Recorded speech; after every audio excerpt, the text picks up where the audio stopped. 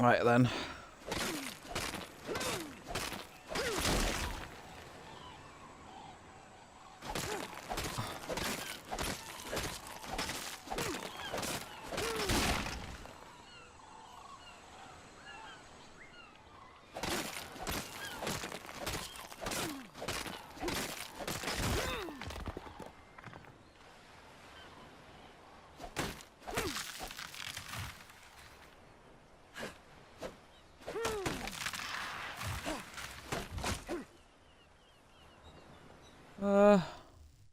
Wrong button. Right then.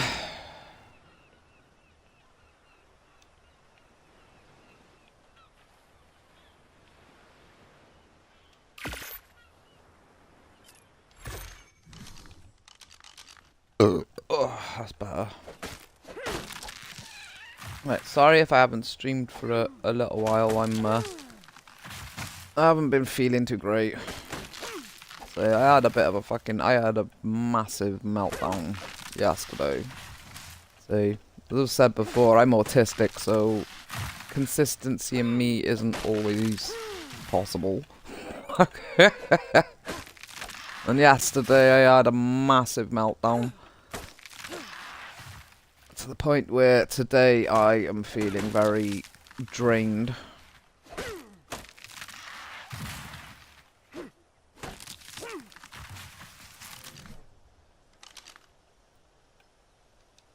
I'm feeling, I'm feeling alright enough to stream, but not enough to be massively social. So if I'm not overly talkative, that's why. Anybody out there who's autistic themselves will understand what I mean. Say, after we have a meltdown, we feel very emotionally drained to the point where we're not always massively talkative. So if I phase out, don't get offended. It's nothing personal.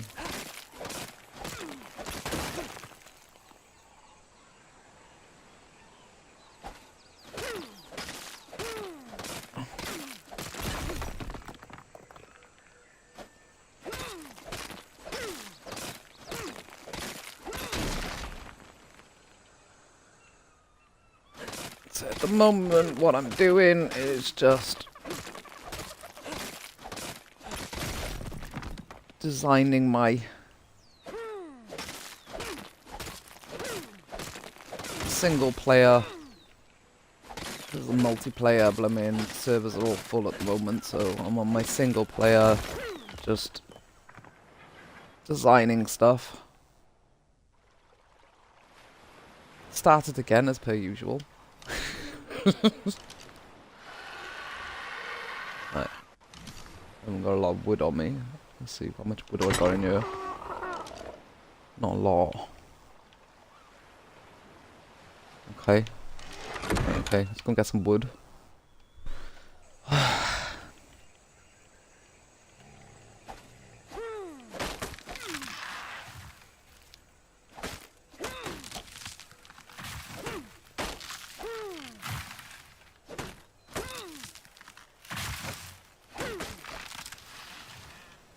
I know Dark likes to have a challenge on this game. Me, I couldn't give a shit if the game is challenging or not, because I'm only here to build shit.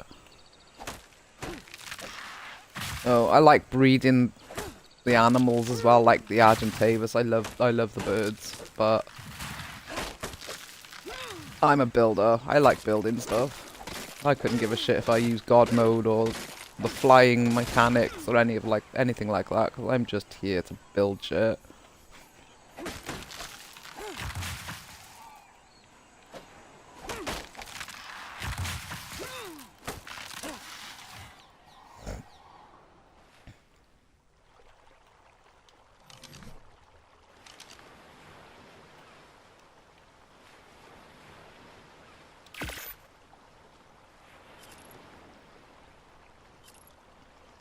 Although I'll never understand what modern day gaming's problem fucking is with lag. Because it's like, a single fucking player game shouldn't lag. It's never lagged in the fucking past, so whatever they fucking done, please fix it, because at the end of the fucking day, if you manage to do it in the past where we could play single player fucking games and not have to experience lag, then there's really fucking no excuse as to why modern day gaming lags you out when you're not playing online.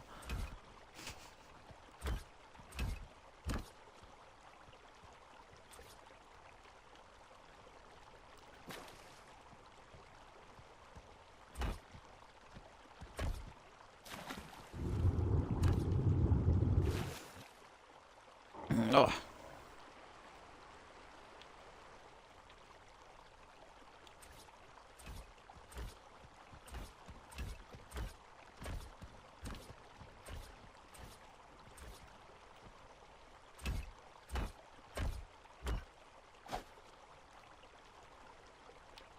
What I'm planning to do here is this big massive area by here is where I'm eventually going to put my tech generator. So I'm making it massive so I can fit the bloody thing as well as all the storage nearby in here. So this area is going to be my crafting complex for my tech generator and shit like that. So that's why I'm making it so humongous. Because all the bloody tech stuff is massive. And I'd rather not have to redesign everything once I've got it unlocked. Right. What are you doing? Why are you even under there? Right, would you like help?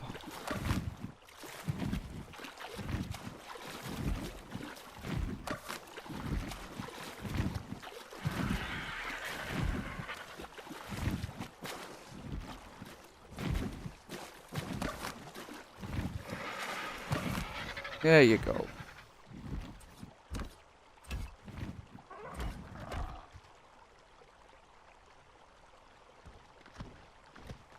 Visiting at you, right? Oh, no.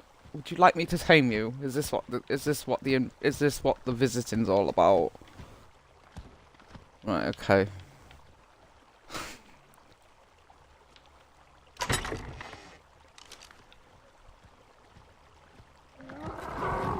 Stick up, but you know, you're being so welcoming, so understanding, and so helpful. You know, a permanent residence here wouldn't be rejected.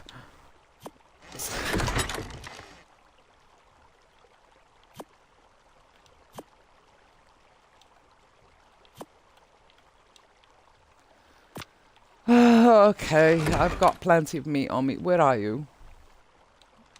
Like, I'm over here now. Good thing I've got a Petrodon saddle. Well, would you please get out of the water? I'd rather not make you drown.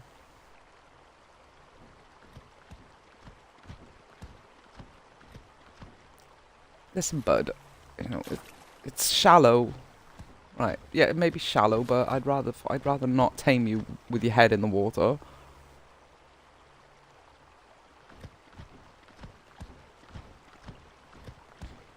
There.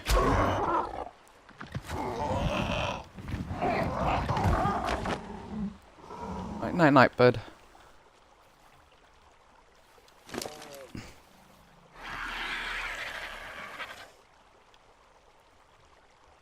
Right, now I'm really fucked off. Where the fuck is all the meat gone? This is single player, that shouldn't have decomposed.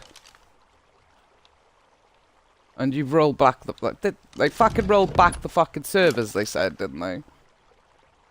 But this is a single player server, and I had way more the fucking meat on me than fucking that. And yet my fucking bird has got fucking it's got 96 fucking levels, so that didn't roll back. So where the fuck is all my meat gone?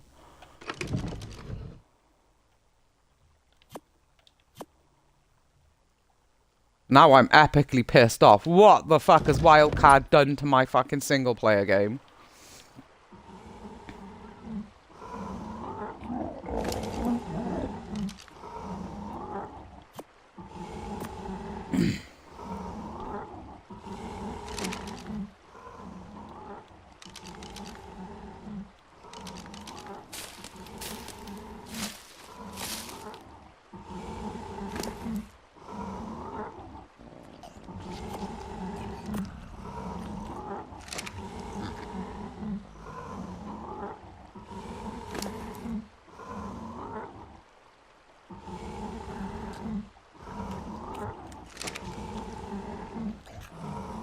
So Petrodons can be hard to tame because they, they wake up so quickly. But if you feed them necroberries, you can keep them unconscious while you're taming them. Because these are the things you use to make tranquilizers. So if you feed them necroberries while you're trying to tame them, you can keep them unconscious until they've eaten their fill.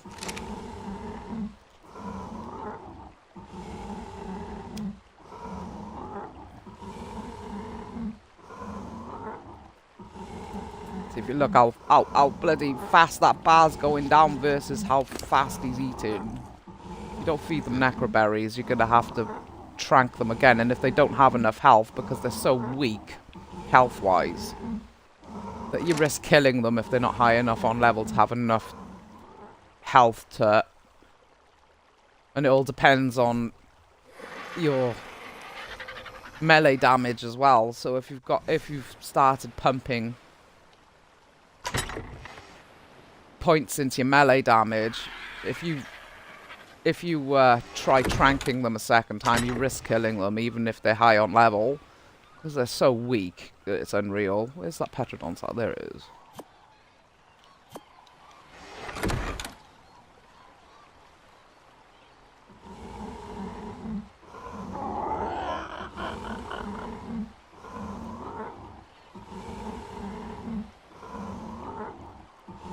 See, if I hadn't fed him those necroberries, he'd probably be on the verge of being halfway awake now.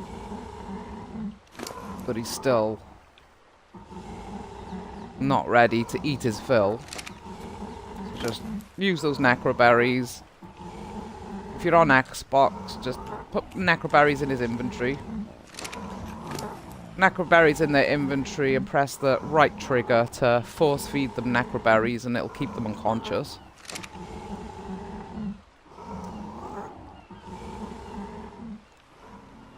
I'm gonna have a look what this is a second. Oh, compensation for all the hundreds of fucking meat that has disappeared from my fucking Argentavis's inventory.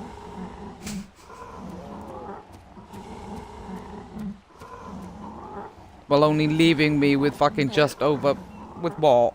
Less than 200 spoiled meat, but I had like almost 2,000 fucking meat in his inventory last night when I logged off.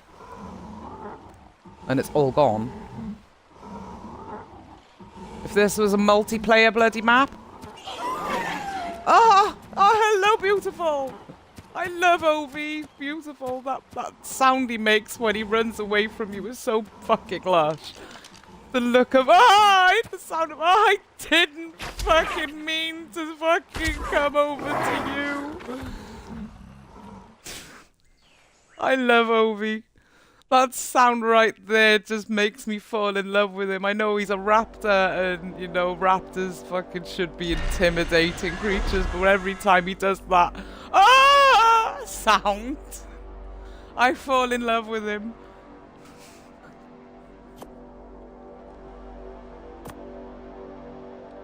I fucking love Ovi.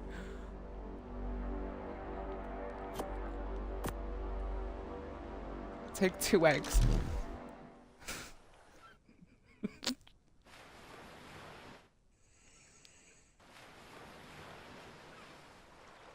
Ovi, where are you? Where's Ovi gone? There he is. There he is. Hello, my beautiful, beautiful, beautiful raptor. There you go. Have an unfertilized Argentavis egg. See how fast he's waking up? This Petrodon versus most of the others that I've tamed is very easy to tame.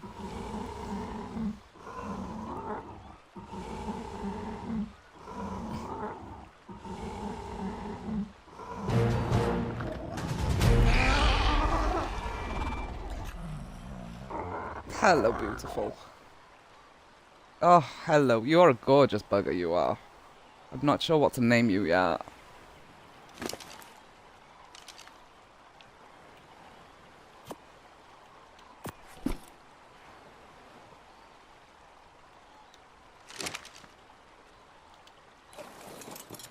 Come on. Oh, I forgot. Yeah, that's the one thing about these guys, is their weight. I'm gonna have to empty my inventory a second. And there's Ovi. He should tame shortly, once he's ready to eat.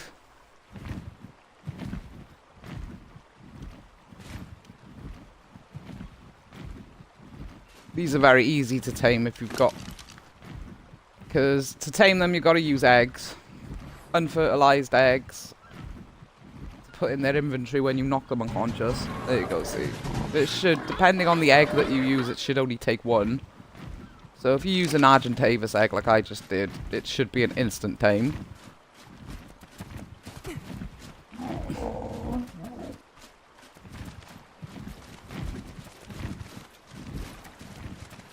Right, now this is going to be problematic. Ovi, hang on. Ovi, you wait here.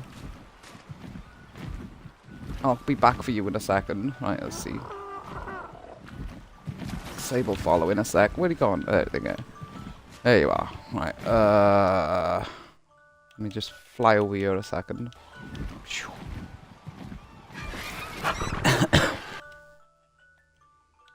I don't even need to do that. Stop.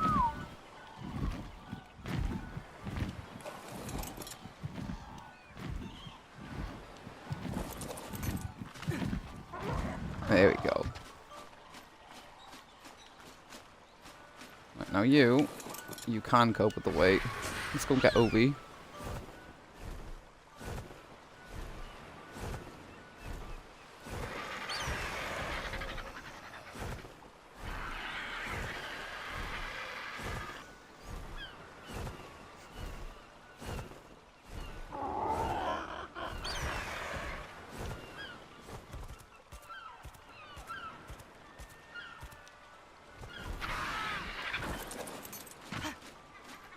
Thank you, Silver.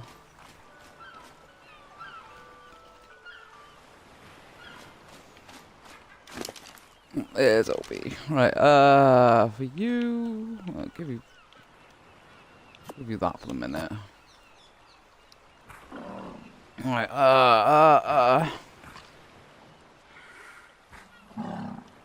We'll go quickly.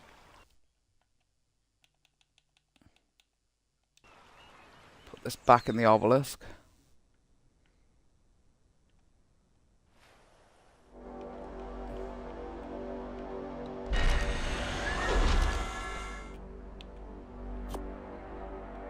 Hang on.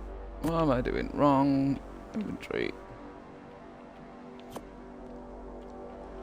I like to store some items like the Argentavis, like the eggs and whatnot, in here because of the fact of in the obelisk they don't decompose, so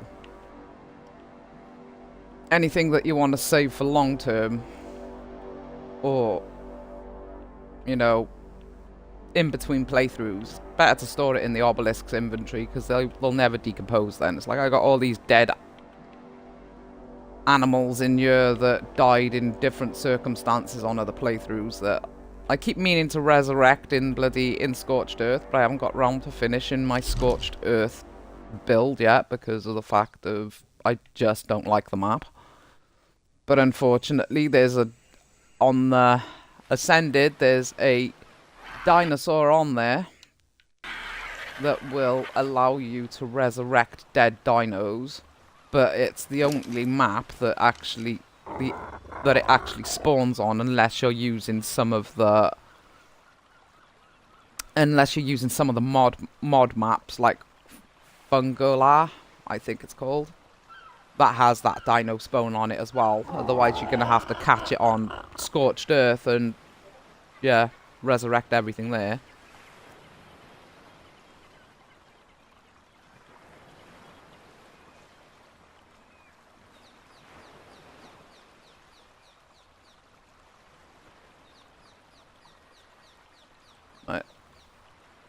Okay, Ovi has eaten all that already. You gutsy gannet. I'm gonna have to make a...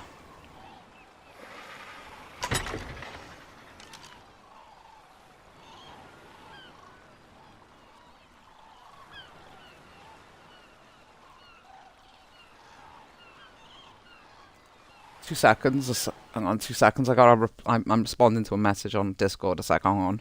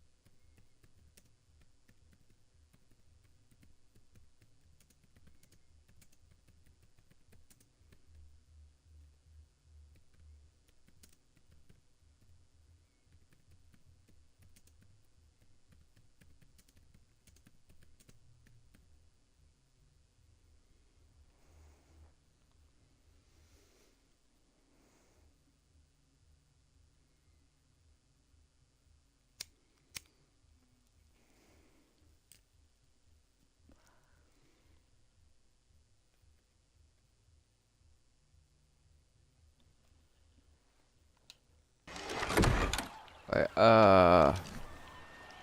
what am I looking for? Right, okay. Right, I'll go in here for a second.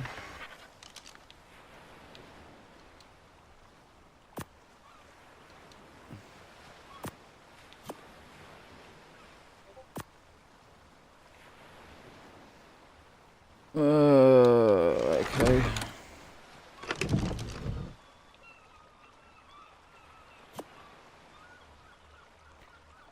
All my seeds have disappeared too. What the fuck?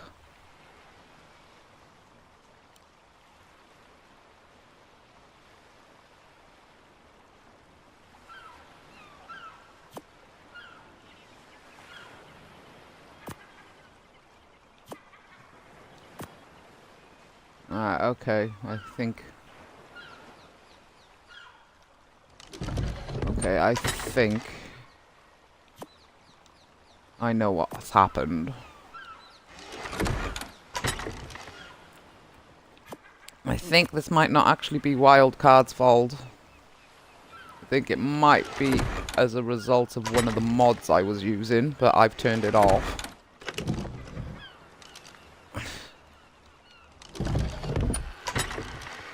Okay, in that case, I apologise, Wildcard. You haven't actually affected my single-player game. My bad.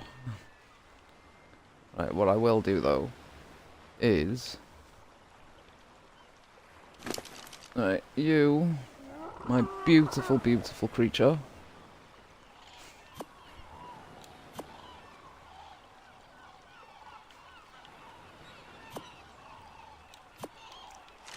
I know you're already at max level, but it's all good.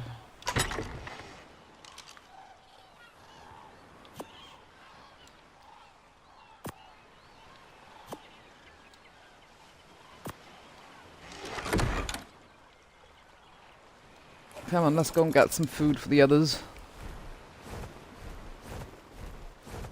Before they start starving to death.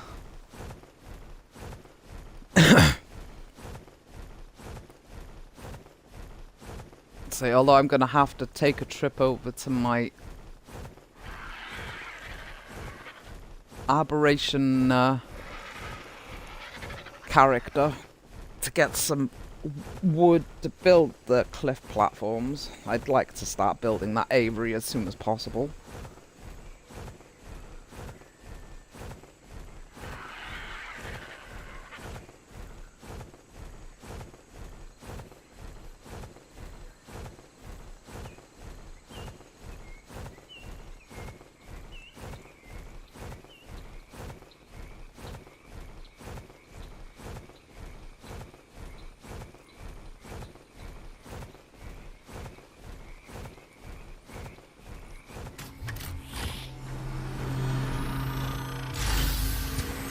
That's in the fucking swamp. Right, okay. Gonna have to wait here a sec, baby. While I go and interact with this and see what's in here.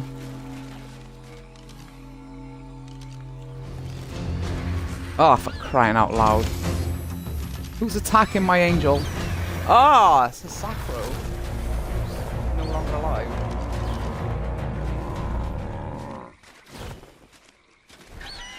Who's instead floating down fucking river. Baby angel!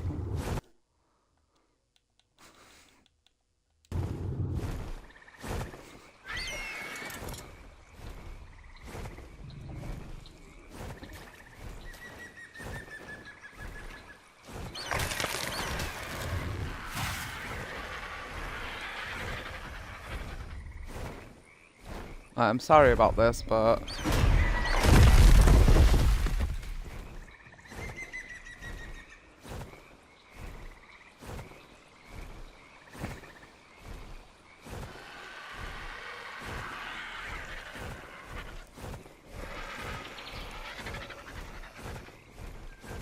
Where's that other one? I saw another one. There it is.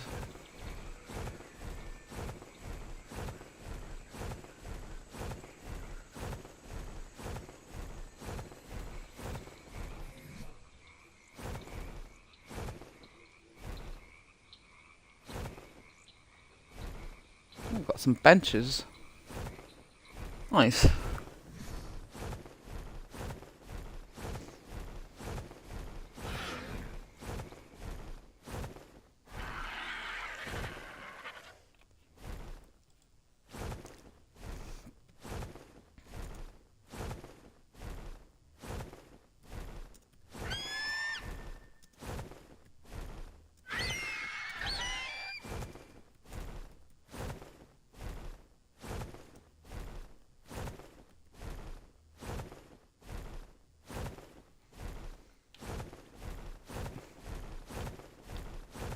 Where's that gone?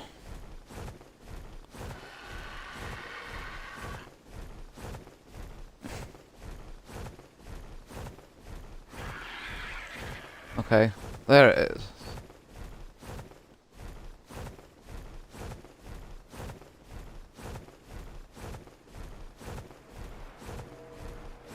Oh, it hasn't even arrived yet. Where is it in the scheme of things? There it is, right, okay. So it's only just spawned.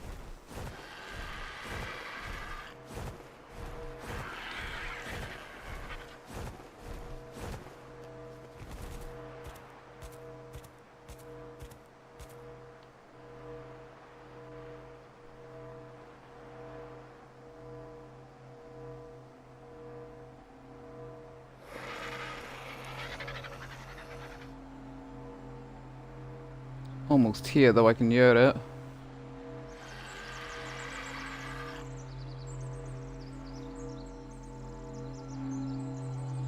Yep, there it is.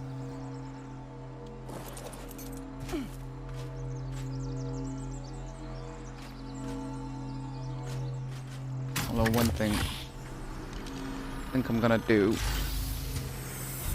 is drop this shit, because I don't need it.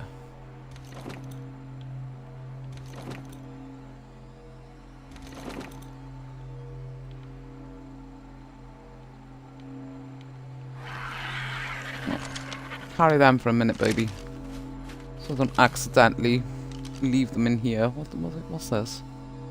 Apprentice Mammoth Saddle and Apprentice Sabertooth Saddle. That's shit. For a yellow bloody cash. That's complete crap.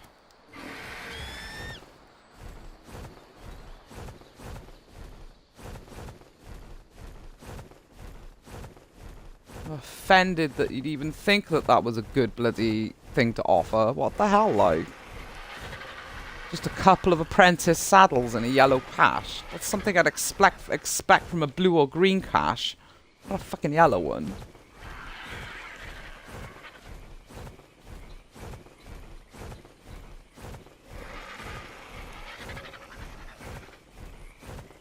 There's a purple one, but that one's only just spawned as well from the looks of it.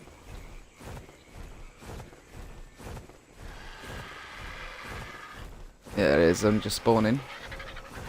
See if we can get anything better out of this one. Maybe we can find somewhere else to get some meat.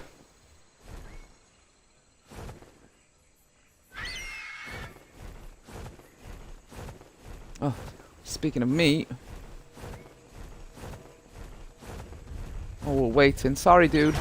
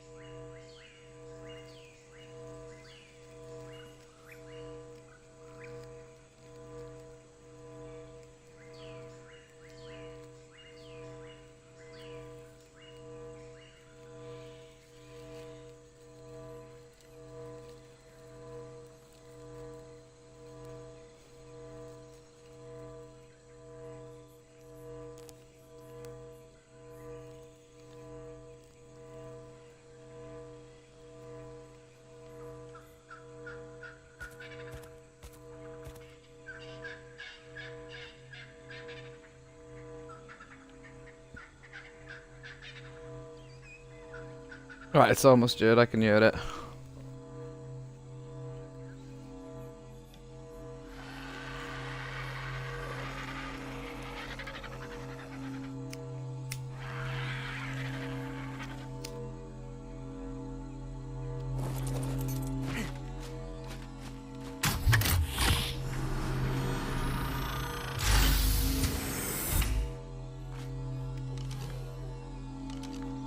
Oh my goodness! Oh, for a minute there, I was about to freak out. See, look at this: Ascendant ghillie boots, Ascendant shitting helmet, an Ascendant harpoon launcher, and this is supposed to be a lower quality cache than the fucking yellow one, and yet I get better bloody loot out of the fucking purple ones than out of the yellow one. What the hell?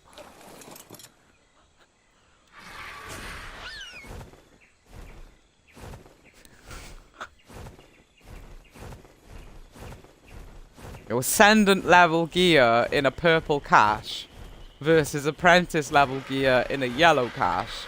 Ascendant level gear is the highest quality gear you can get on the game, and yet it gives me the highest quality fucking equipment out of a cache that's a lower quality cache than the one that gave me the Apprentice shit. That makes no sense to me.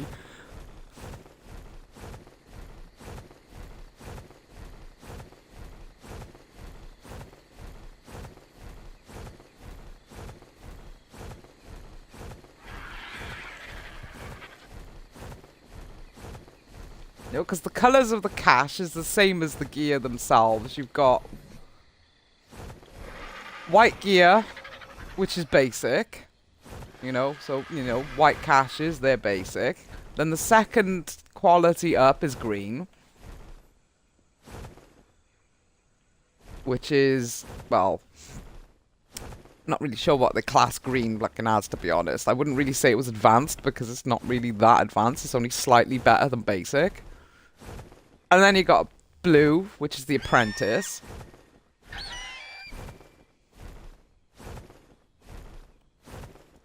Then you got purple, which is the journeyman quality. Then you got yellow, which is the master quality. And then you got turquoise, which is the ascendant quality and the highest of all of them.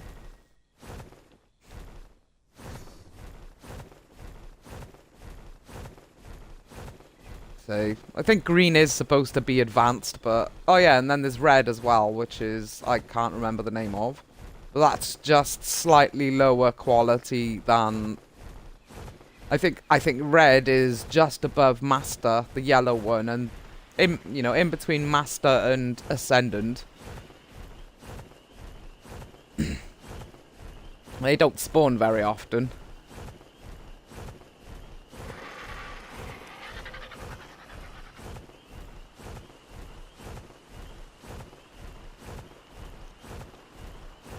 But I find it quite crazy that a master quality chest gave me only 2 apprentice fucking saddles. But a fucking journeyman quality gives me 2 fucking 3 ascendant pieces of gear. That's that's highly entertaining in my eyes. Completely crazy, but highly entertaining.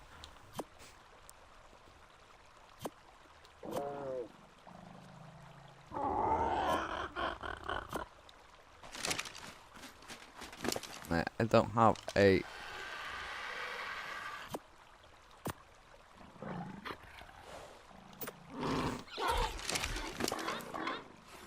don't actually have anything for you right now.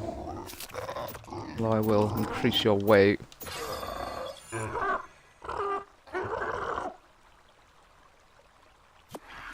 So I'll give you them for the minute, so I don't actually have a...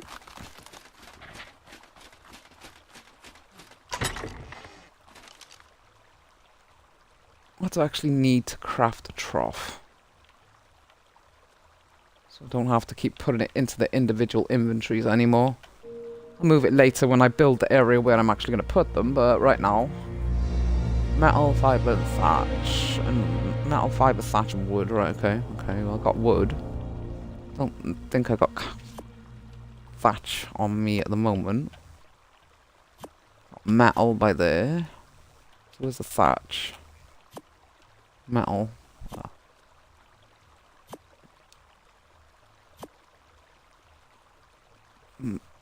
Need 60 thatch. I've only got 23 by there. Have I got any more? Did I put any in your inventory? I don't think I did. Well, I might have. I don't know. I don't think... oh, I did. Wicked. Right, that helps. Oh my god. How can you lag out a single player game? I'll just dump that there for the moment. That'll do.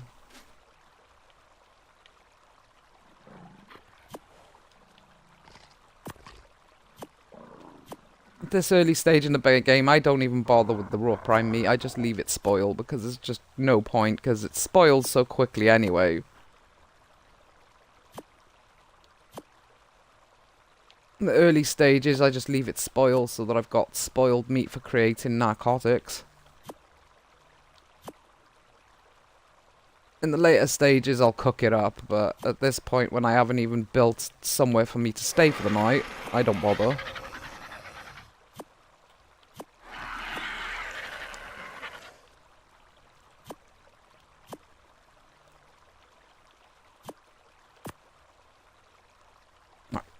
You know what? I'm just going to dump all that in your inventory right now. I know it was bloody... I should have done that before I started removing the meat, but... there we go.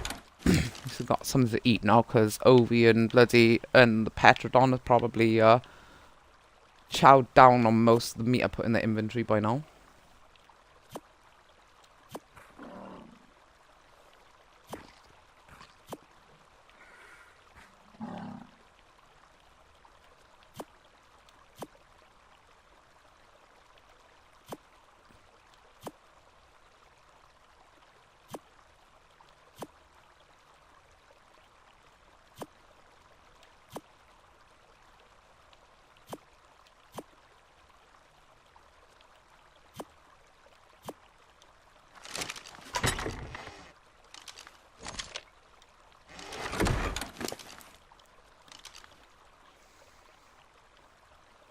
What's that? Wood behemoth. Alright, okay.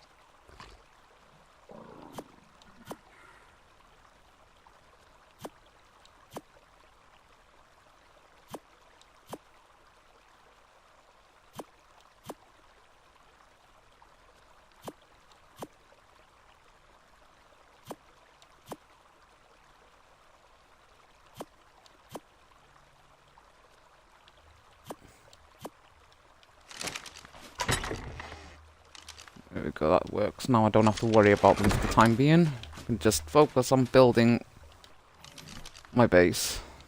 Thinking about that. Have you got my stone?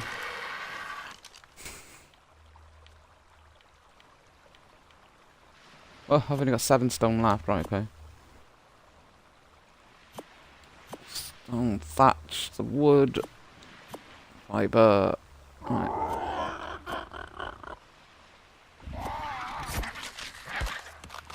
Okay, that I'm gonna have to put in storage. Oh, I'm still really pissed off that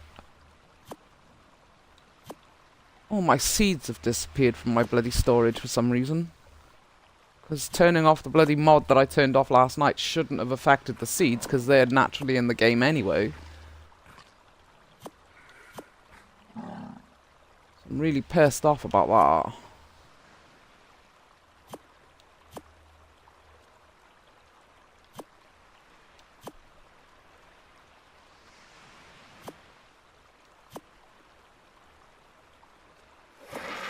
No, not that wrong one. Grab that.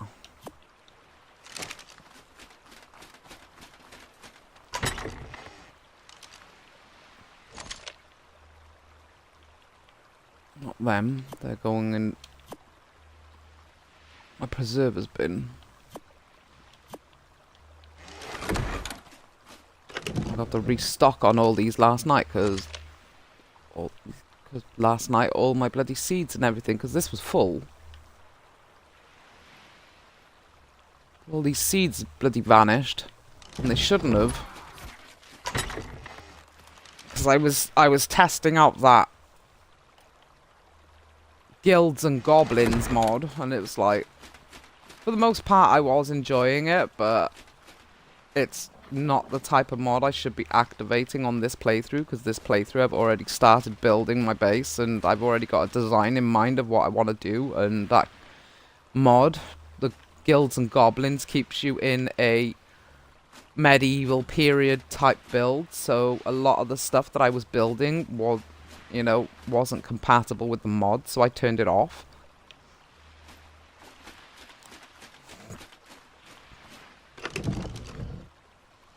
Or rather, should I say, a lot of the stuff that I wanted to build wasn't compatible with the mod, so I turned it off. But for some reason, turning off the mod also made all these seeds that are naturally in the game disappear from my storage for some reason, and that shouldn't have happened.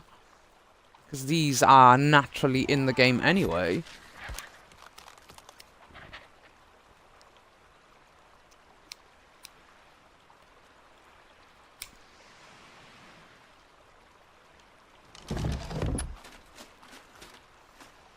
Alright, although I will do at some point. Might do it on one of the mod maps. Like, I plan on going on to the Fungalar map that I bought off the premium mods list. So I might actually activate the guilds and goblins mod when I do that.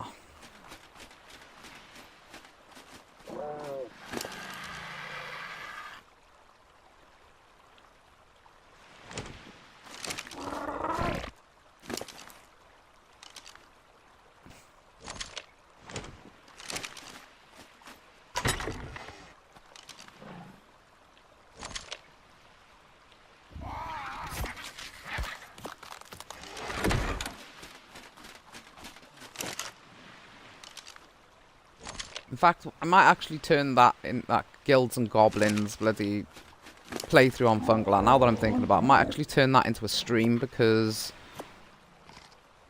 I do plan at some point to go on Fungalar and use that mod, because I do like the sound of it. It is quite a funky little mod. What it does is adds goblins to the game that'll basically become your, a part of your tribe. So if you're playing on single player, you can assign the goblins as you hire them out. As you hire them, you can assign them to different tasks, like tending to your crop plant, tending to your crops, feeding your animals.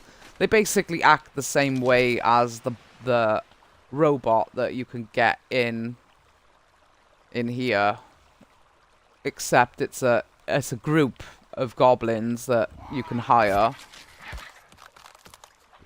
So where is it? It's all the way down here somewhere.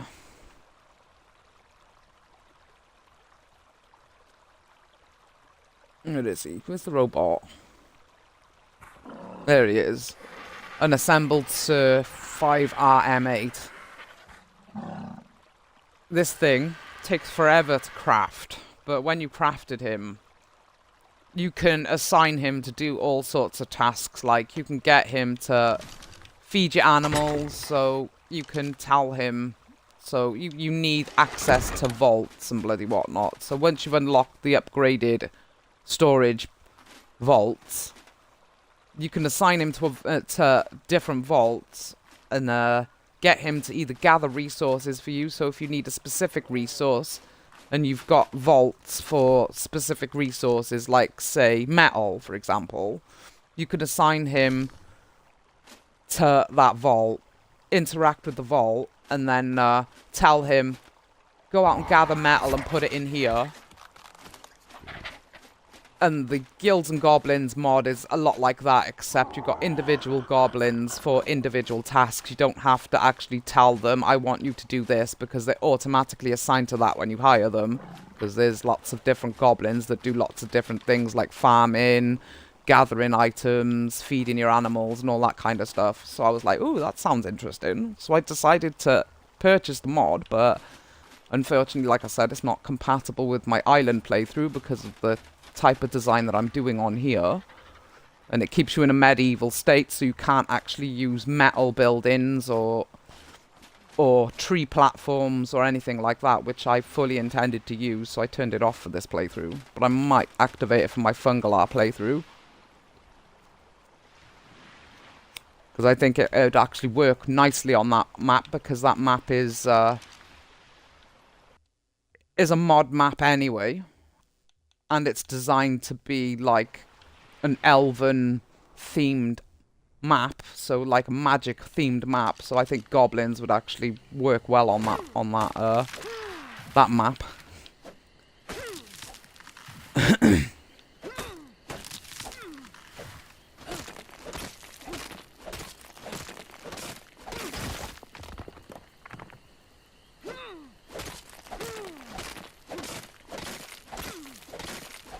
So I think I might actually do Fungalar at some point.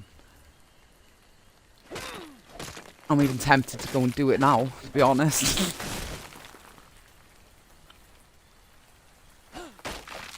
I would like to try out that Guilds and Goblins, because it adds some seriously lovely things to the game. Like, it's got the option on it as well to allow you to plant up crops like carrots and stuff like that, and different vegetation like strawberries and blueberries and stuff like that. So I'm like, ooh, this, yeah. So I'm very eager to try out that mod and see what it's like.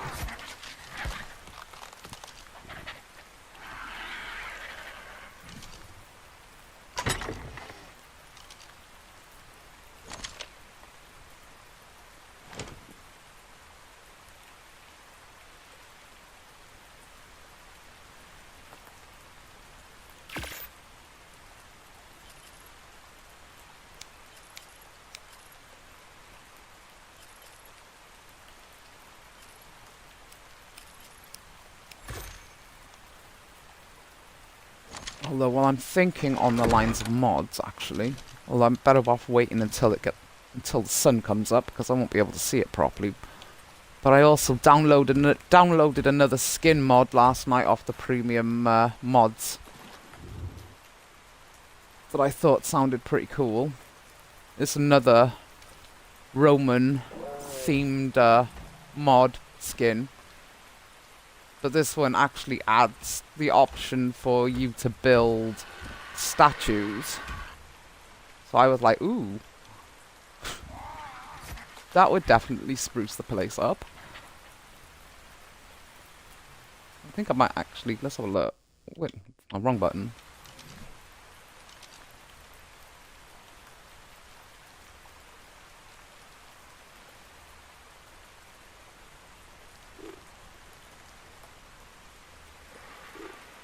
Where are my fucking cosmetics? Why are they not here?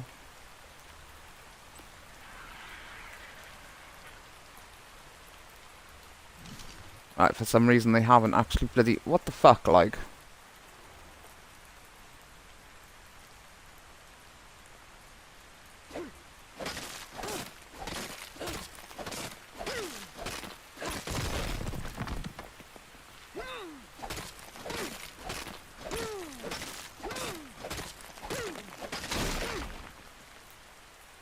So you're gonna have to sort that out in a minute. So they're not bloody actually registering my skin mods. This is not this is a bit annoying.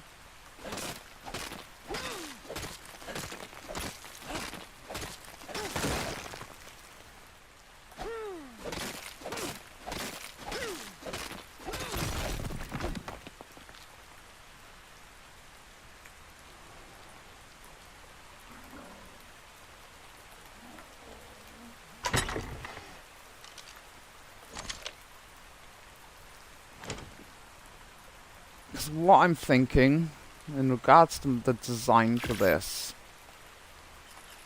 is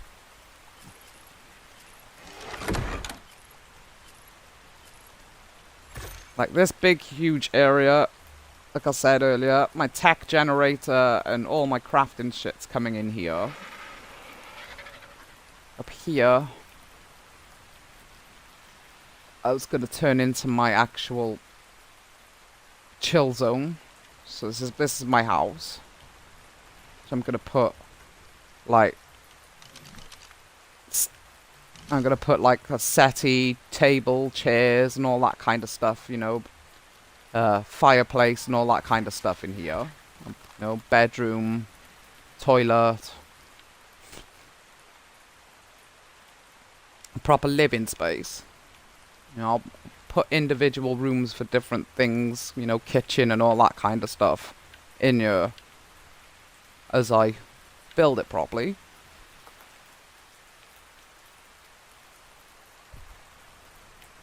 Then I was going to expand this all the way over to here.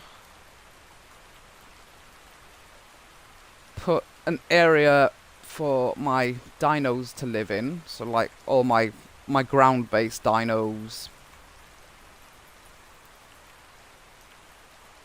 And I was gonna have, over by here, I was gonna have, because I've downloaded a skin mod that will allow me to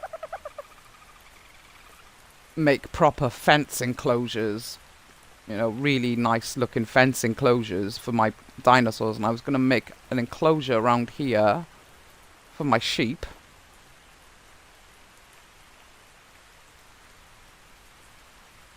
So I could actually let them wander around and look like it was a proper farm.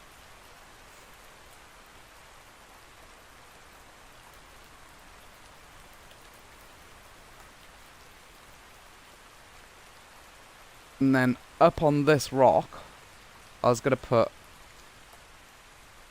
like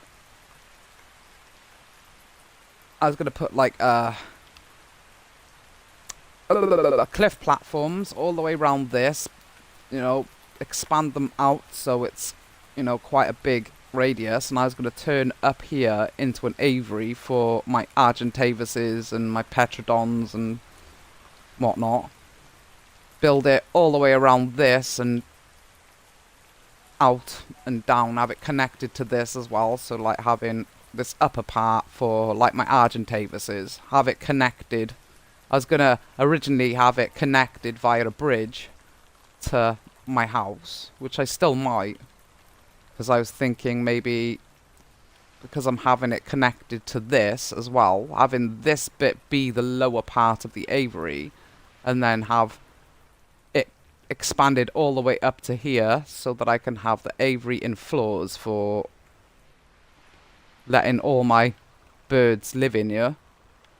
And I was gonna put a bridge, so this bit could be the entrance to the aviary, and have the bridge expanded, you know, extended over to here.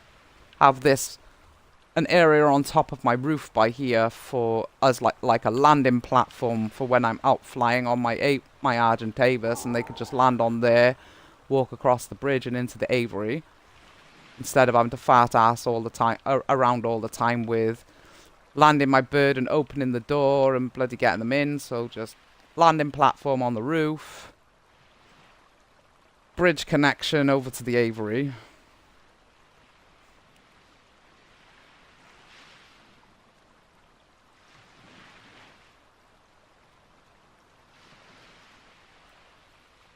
And then, like I said, by here I'm going to put this as my crafting zone, so my tech generator and everything's coming in here. So I'll be fencing this bit by here off. I was thinking about keeping an outdoor area for my smithy, because I like having a smithy. It just, you know, a nice, you know, just a specific crafting area for the smithy. I always like having that. It makes it feel like a real settlement.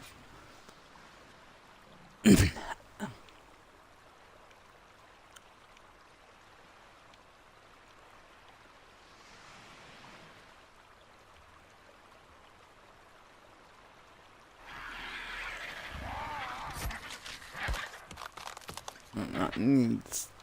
Wrong one. Oh shit. Never mind. See, one of the things that drives me mental about building over the water, though, is the pillars. Because of the fact that you have to use pillars for support, sometimes there are areas in the water where the pillars don't like to be placed.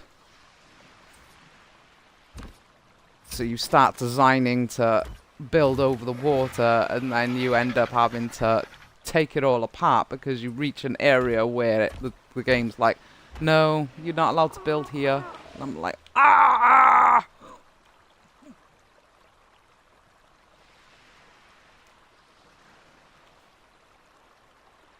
No, if it was like the bloody, you know, the foundations and whatnot and building on solid land, at least you could just use a pillar and a ceiling to simulate, you know, and then build walls around like I've done with some of these stone walls by here. See?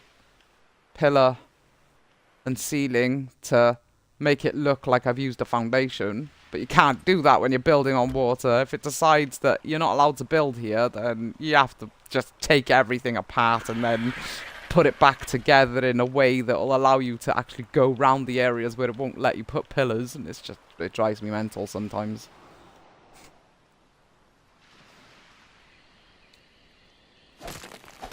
See, although some of the things about this game drive me mental anyway, because it's like, there's so many times I've come up with designs for different buildings on this game and ended up in a point where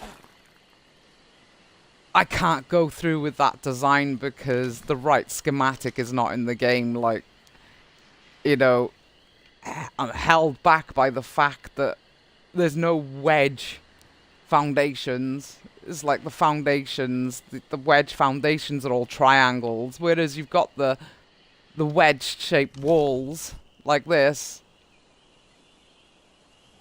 But they don't do wedge-shaped foundations, they do triangle foundations. So when you try to put a wedge foundation down, it doesn't connect to everything like this would. Like, It wouldn't connect to it via that bit down the bottom to make it look like a wedge. It'd connect it via this sloped bit. So when you bloody turn... I mean, I'll bet it easier for me to just show you. I'm going to use these foundations eventually anyway, so...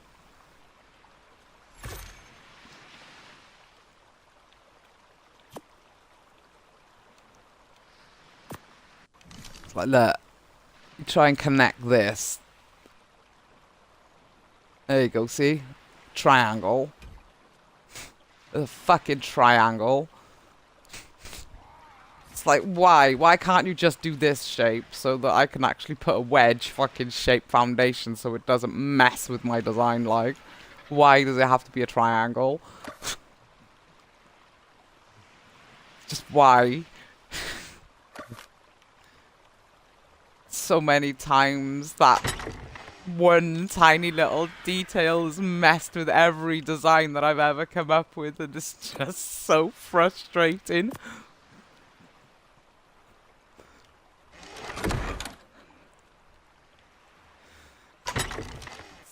This game threatens to make me pull my hair out, but I do love it because there's not many games out there that will let you actually design your base like this. You know, most of them have got pre-built structures and whatnot to place. The only control you've got over designing your base is where to put them, not what they look like.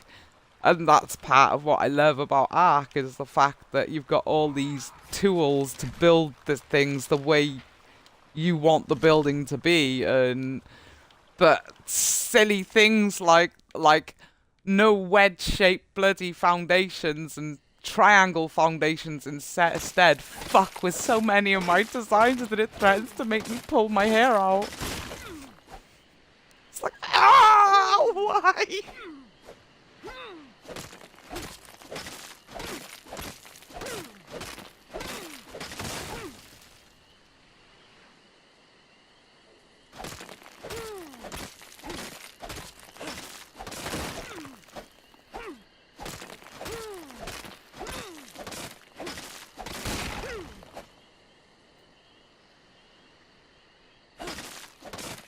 I mean, the day that they added railings using the quarter walls, I was so happy. I was over the moon because so many times I wanted to build a base with walls and stuff, you know, but not proper walls, like railings. I wanted to put railings around my structures. And so many times I wanted to do this, but, you know, so when they added the railings into the game, I was so happy.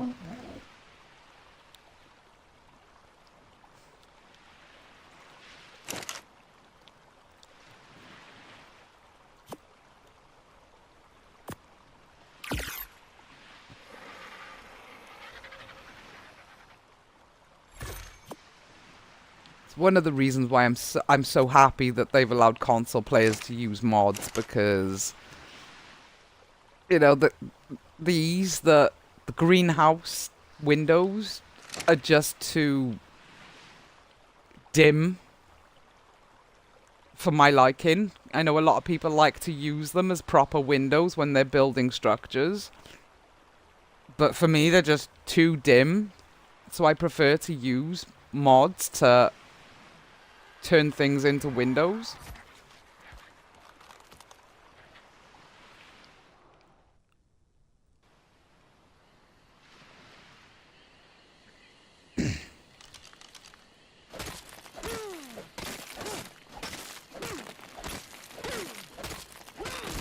But most of the mods that I use on this game are all cosmetic. I rarely use mods that alter the game mechanics.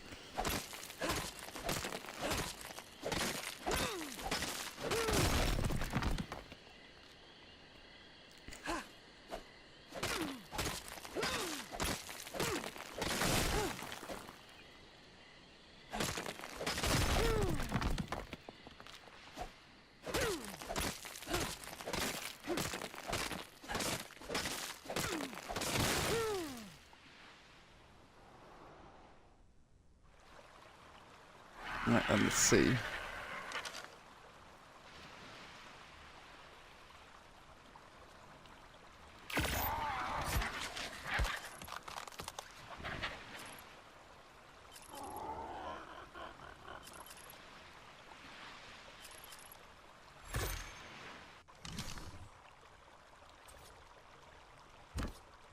I think that should be wide enough for what I want it for.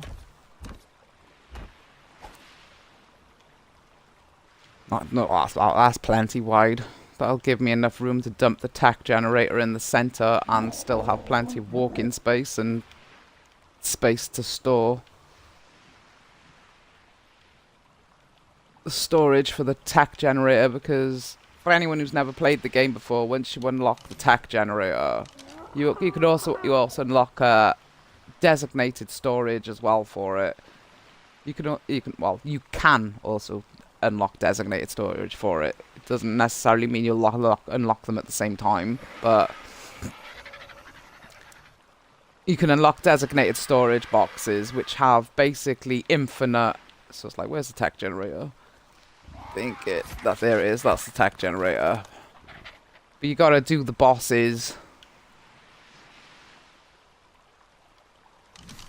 Gotta do the in-game bosses at the pillars. So you gotta collect all the different things. So if I go over here to this pillar a sec.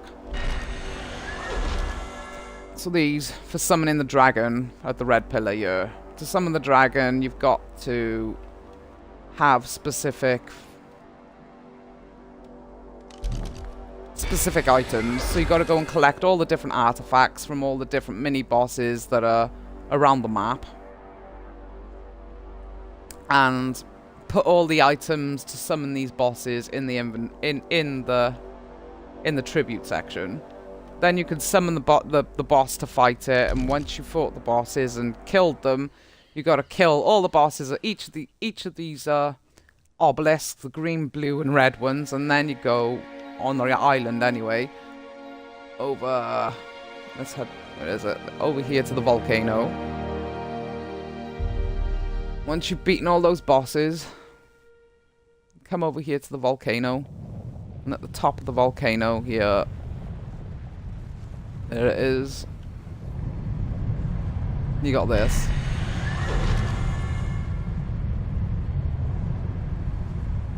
Now once you've beaten all those bosses and come over here to this, you activate these, beat another boss inside using your dinosaurs, and once you have done that, you'll unlock all the different, unlock a load of different schematics from each of the bosses until you've eventually unlocked them all.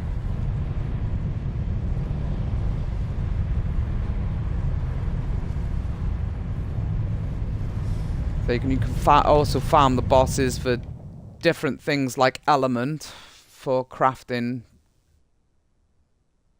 all of the tech stuff that you'll unlock by beating the bosses. But you go into that cave at the volcano to harvest element for crafting everything. It's a very, very long, drawn-out process that it never explains to you in-game that you have to do this unless you find all the different in-game wikis that are scattered about the place in bloody different treasure chests and whatnot. So this game, when you first start playing it, is so confusing.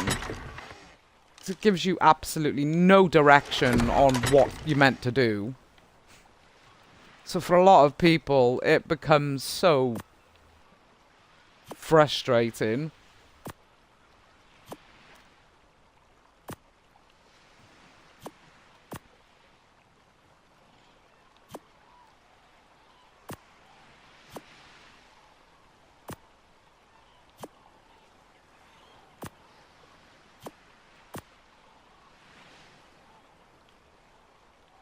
So for me though, I don't care, because I play this game anyway most of the time just to build shit. So 90% of the time I'm not even bothered that the bosses even exist, because I just have too much fun bloody designing and building shit.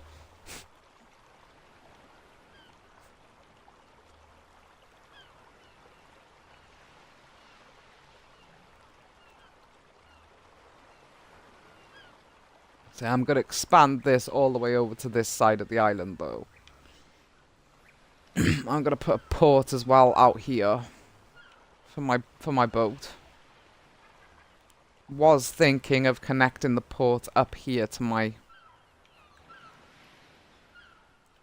actual house, so it's like I can access it through my house and through the storage area, because this is going to be a storage area and crafting zone, so it's going to be massive.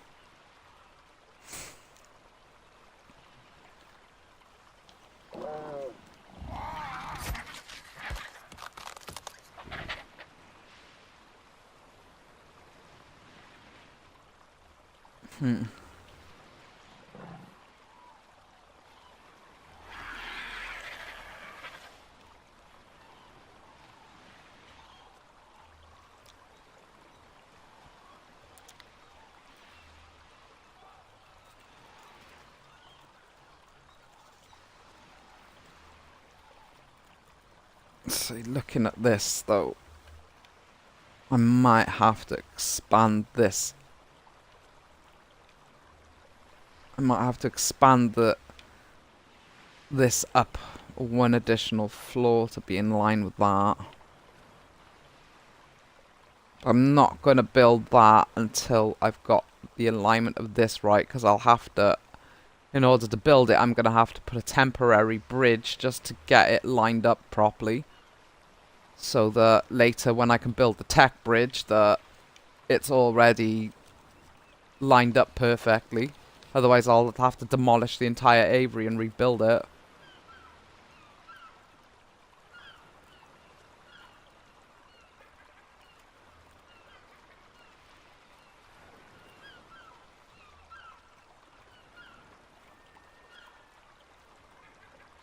I think I might have to put a third floor to this. I think if I do end up using the Roman skin for this, I think it would be fitting. Tall roof. I think it'd even work for the castle skins.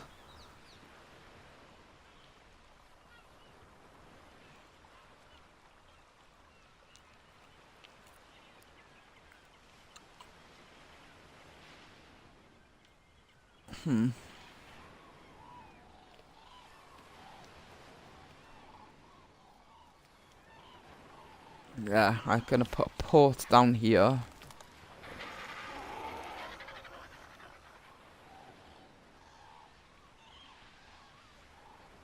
Might put a fish pen by here.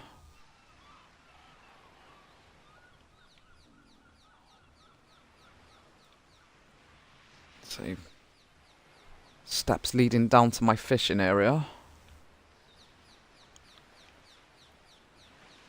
And over here, I was going to put an area for breeding sea creatures, because of how much space there is to build versus over there, and how deep it goes without going into the full-blown open water.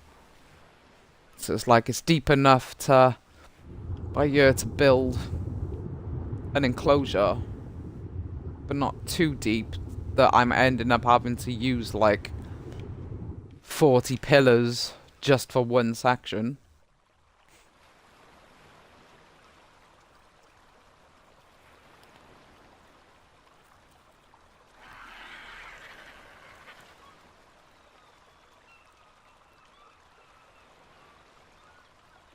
You know, and I was thinking of putting a enclosure area across the water by year with, you know, an area for storing my bigger dinos like Rexes and whatnot, while at the same time having it connected to the land, so that the enclosure itself would be on the water, with a slope leading down onto land so I can get my bloody Rexes, you know, straight on the bloody land and bloody whatnot and out and about. So I was going to build all the way up here for an enclosure, and then have my sheep over here, my water enclosure over here. Still not. I might put a chill zone on this little island. I was thinking of something along the lines of like a little pavilion type thing by here, where I could just put like benches and stuff like that. You know, a little roofed area on pillars with some benches and a fireplace and just a nice little chill zone.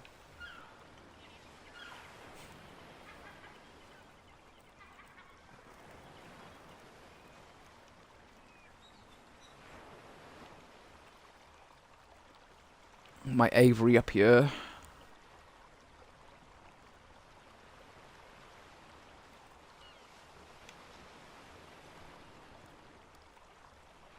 Yeah, I think that's wide enough now for the tack generator. Yeah, okay. It's the one thing. That's part of the reason why I don't stream Ark very often, because I spend a lot of time when I'm playing this game just standing there looking at what I've been building, which I know can be very boring for a lot of people. Which is why I don't stream it very often, unless I've already got an idea of what I want in my head. Because I've got a tendency to not actually form any specific plans beyond, I'm going to build here, and then I'll just start building, and then my design starts forming in my head as I start putting down foundations. But that process can be very boring when you're watching it, because, as you see, it means I spend a lot of time just standing around looking at stuff.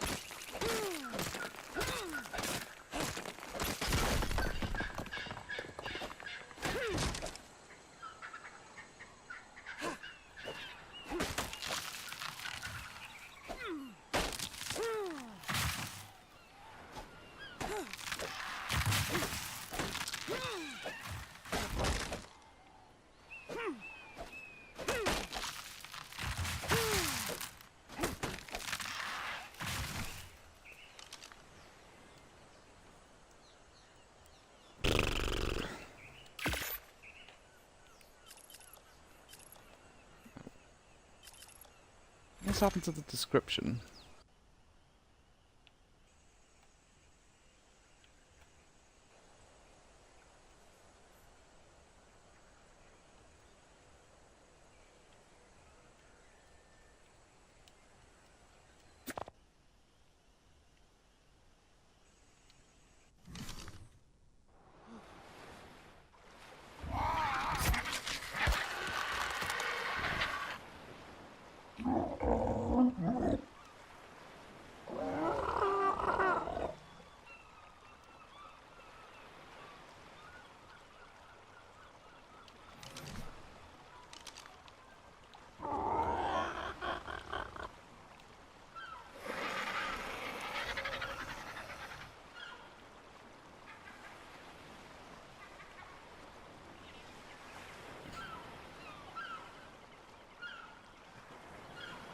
That's what I've done. I've turned off the fucking tooltips, that's why. Right, thatch. I'm missing thatch.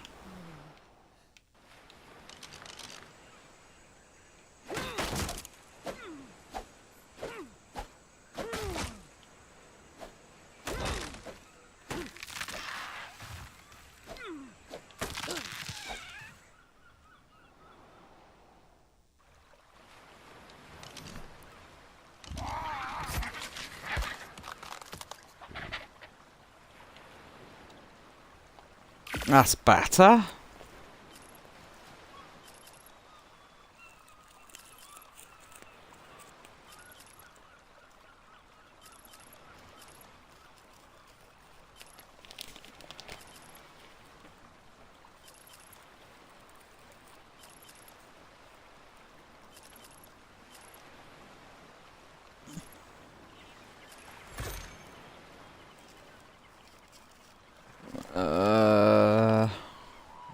some wood again.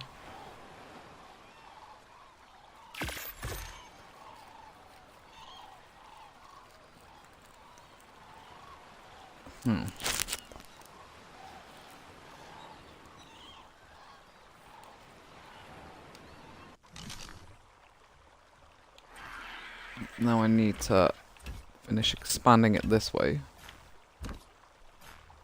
Okay. Hey.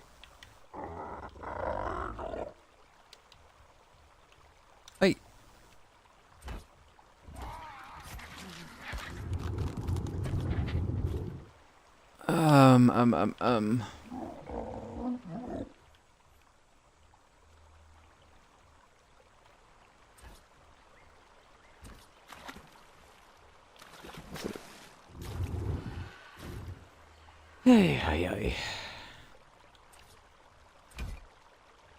I've got the width for it now, so now it's just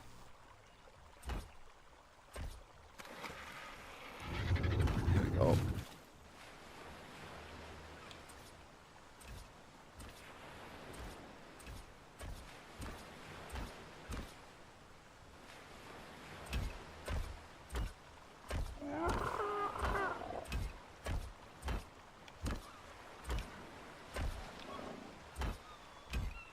So I'm gonna expand it all the way over here to the beach, so that, or at least mostly over to the beach anyway.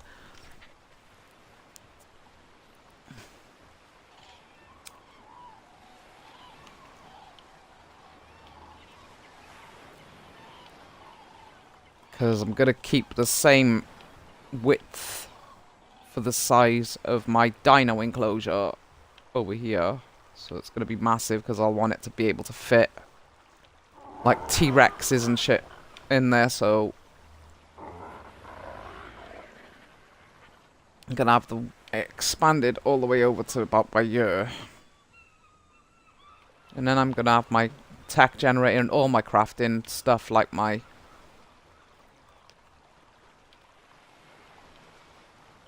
all the higher level tech stuff, like the industrial grill and all that kind of stuff is going in here as well. It's not just going to be the tech generator, which means that, but all of that stuff is massive, so it's gonna need, I'm gonna need a lot of space from this for this crafting zone.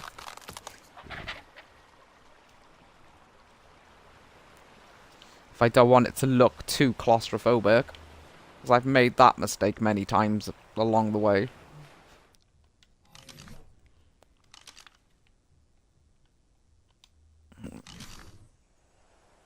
What's that?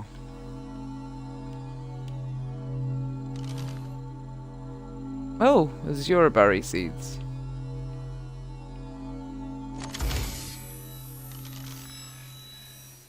Okay. Well, I've still yet to decide where I'm actually going to put my...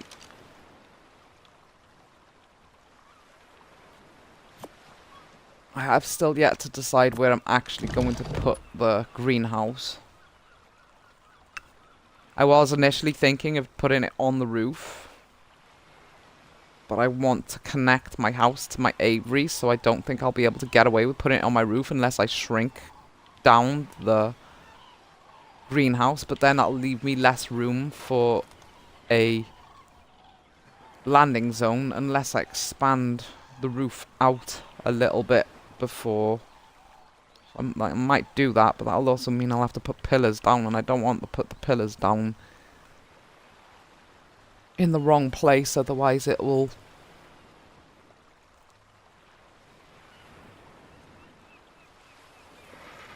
look absolutely awful.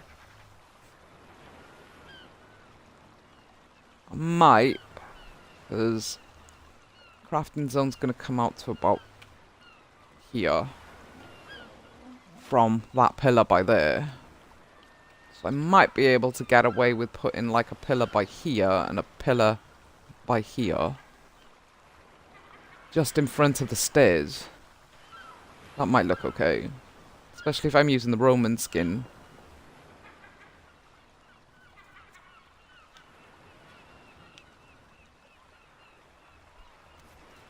So I might be able to get away with just expanding out this little bit by here for a landing platform. And then connecting the landing platform to the Avery via a tech bridge.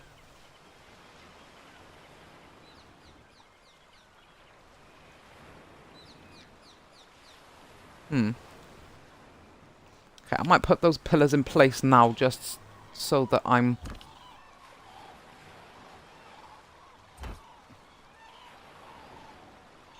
Just so that, yeah, I might, yeah, I think it might work.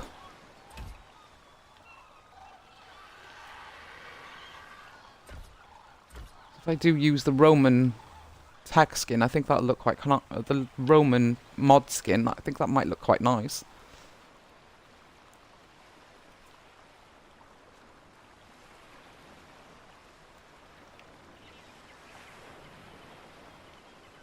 I can maybe put the entrance for the crafting area by here.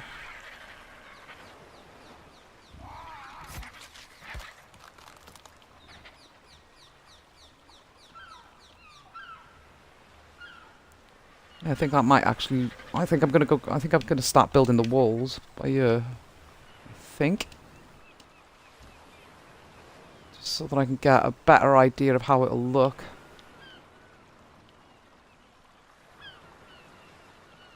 Yeah, I think it might actually be okay. I think I could get away with putting the doorway by here maybe. So it's round the corner from the stairs. And then in here for the tech generator and all the crafting zone. I think it might work. I think I am still gonna have to increase this one more level just so that I can have this top part of this pillar as the bottom part of the Avery, and then expand it up for this bit for the Avery itself. So have it all the way down. This be the entrance.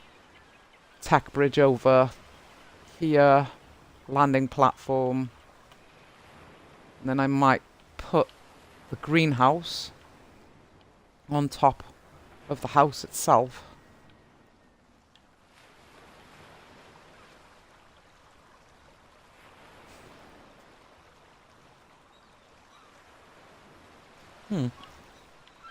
Okay, I think I need, what was it, wood and thatch I need again, innit? I'm gonna have to dump some of that stuff, so I'm gonna put some of that in here, because I need to make some more spark powder anyway.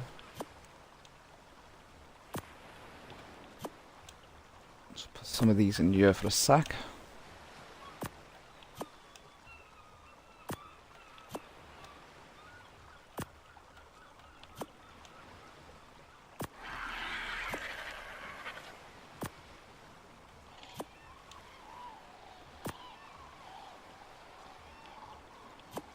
Sorry, I'll just stick that in there too, because I need to start making cementing paste as well.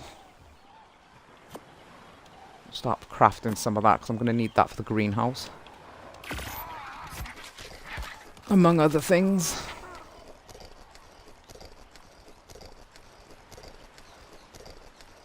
Might put some of that on too, even though it's not a lot, but...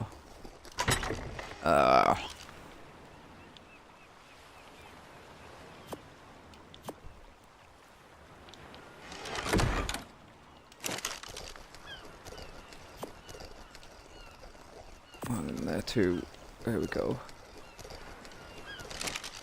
Where did I put the bloody... I think I put... Did I put them in here? No, I didn't. Where did I put the bloody silica pills?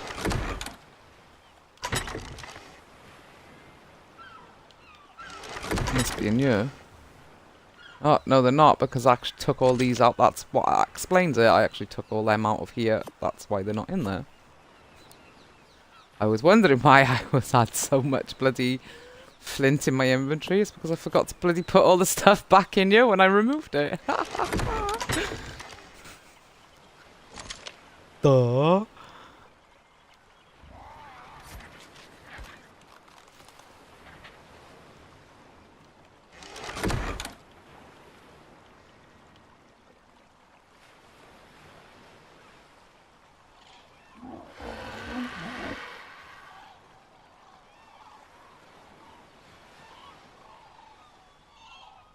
think I'm gonna remove that window.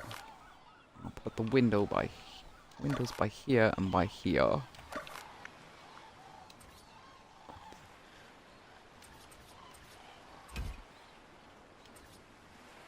Oh, wrong one.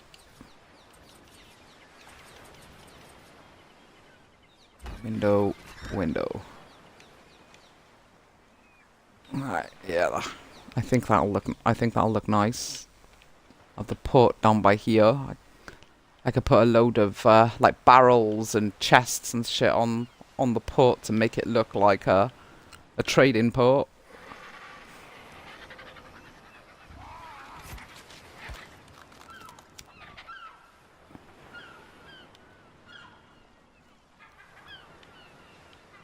So have this bit by here as a like a flat surface, just this bit, have the steps leading down onto it, then expand an area maybe by here out a little bit to have an area so there's plenty of room to turn the boat around.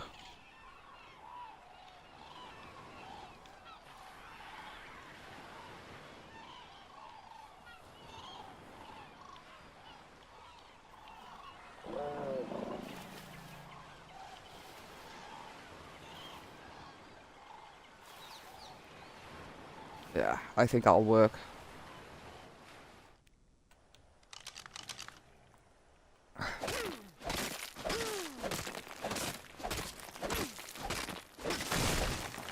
Well, I'm gonna have to go and tame one of those bloody dinos that I can never pronounce the name of for harvesting stone. I did go looking for one earlier, but before I started streaming, but I couldn't find one. I could find an Anki, but I'm not ready to start harvesting metal yet, so I don't need an Anki just now. Although, knowing my luck, I'll probably not be able to find the Anki when I actually want one. So I probably should have tamed the bloody thing when I saw it.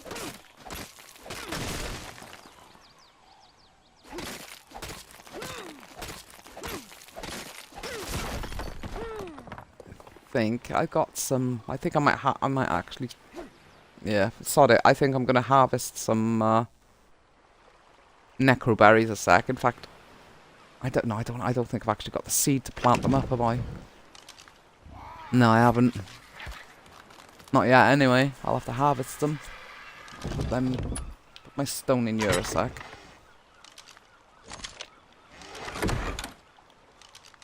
Right.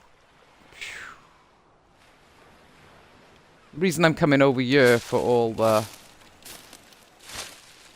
all my harvesting is because of the fact of the settings that I've got placed, that I've put for my single player server, is things won't respawn within a certain distance of my base or my character. So it's like I come over here because I've set it so that everything virtually instantly respawns once you've harvested them, because all I actually want to do is build stuff. So I've got it on instant respawn, but I've got it so that it doesn't respawn within a set distance of my base and my character, so that I'm not having to deal with like stone and vegetation peeking through my build area. So I just come over here to harvest everything so that it doesn't end up respawning inside my buildings. And at the same time, I could just harvest as much as I need whenever I need it, because, like I said, all I really do on this game is build and design stuff, which is why I'm forever starting over.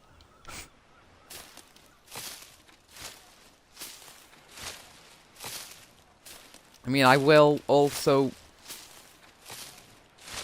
you know, tame and breed the dinos, but I don't do that as much as I do build stuff.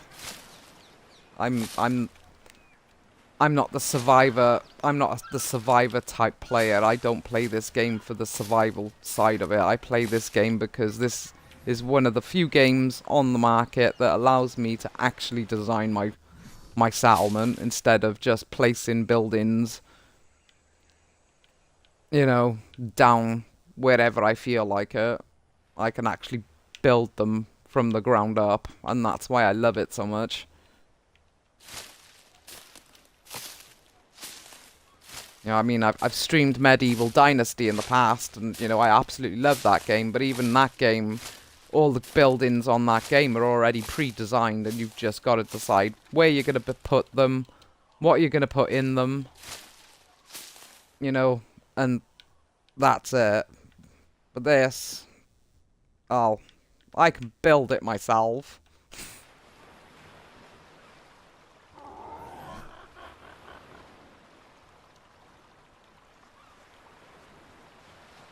What am I doing? I wasn't harvesting any of that, so why am I even looking in the crafting zone?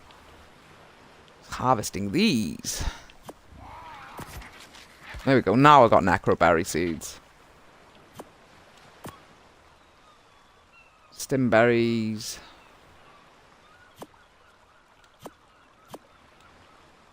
Tintoberries.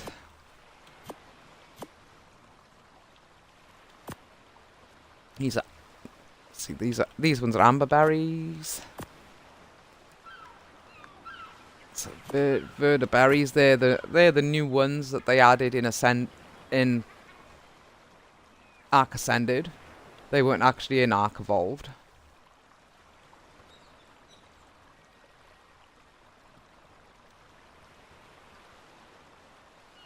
Oh my goodness. Just grab the fucking berries, please. There you go. Azure berries.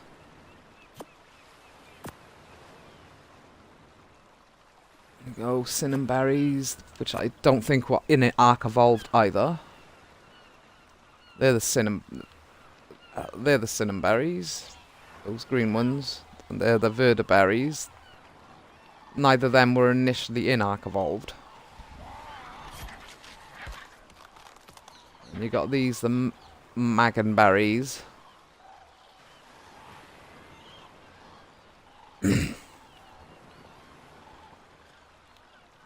Yeah, still haven't got any Magan berry seeds. I got the Majo berries, which are those ones. And they're awesome for taming creatures, taming plant-eating creatures with. Although, originally on Ark Evolved, they were actually the only thing that baby herbivores would eat, which made them a pain in the ass.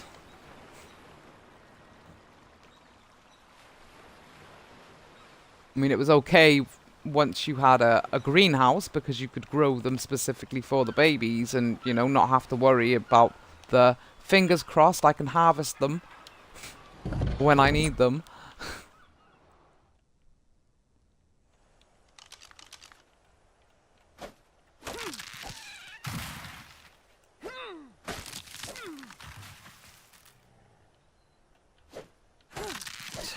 Let's see now.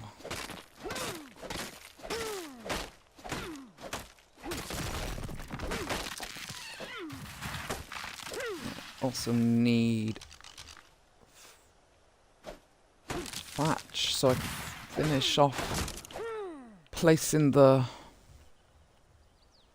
foundation for my crafting zone, and then I can move on to building the port and connecting it to my house. Because I won't be able to start building the aviary just yet, because I'll have to transfer over to my aberration character to harvest the wood. I'm going to need a ton of it, so I'll be doing that offline, because I'm going to need thousands upon thousands upon thousands. Because it's like, what, 800 wood to build just one cliff platform? So I'm going to need to harvest like thousands of wood on aberration to transfer over to this one just to build those bloody cliff platforms for the aviary.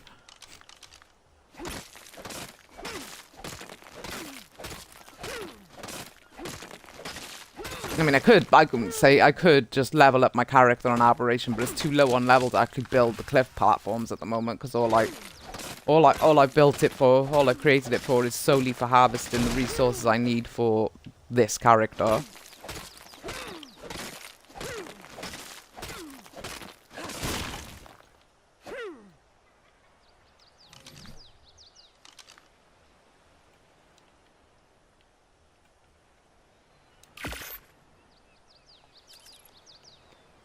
I need stone, and I need some more wood. I've got plenty of thatch now. I need more stone.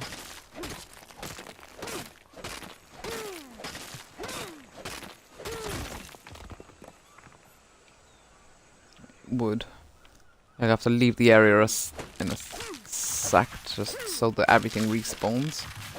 It's part of why you see me just fly back and forth, just so that everything respawns. Like I said, I've set it because all I'm planning on doing on this character is just build stuff. I've set it so that it instantly respawns, so if I just fly away from it, back over to the base, I'm out of the radius of this area, so that everything just respawns and I can come back and grab it.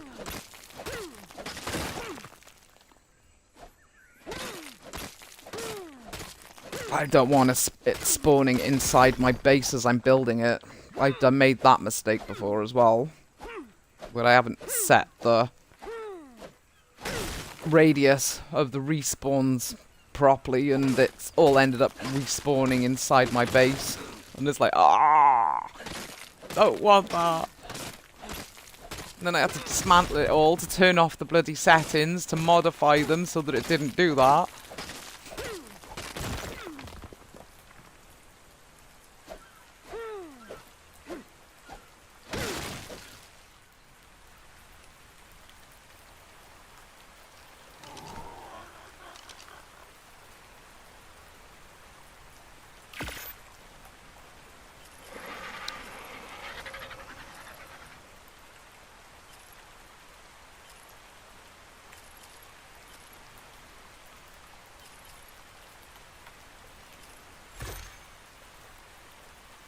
That should be enough, I hope.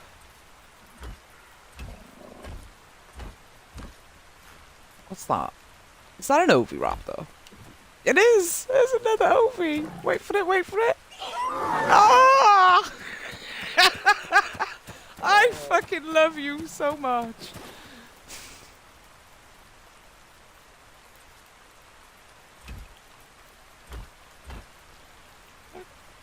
Oh, he's so beautiful.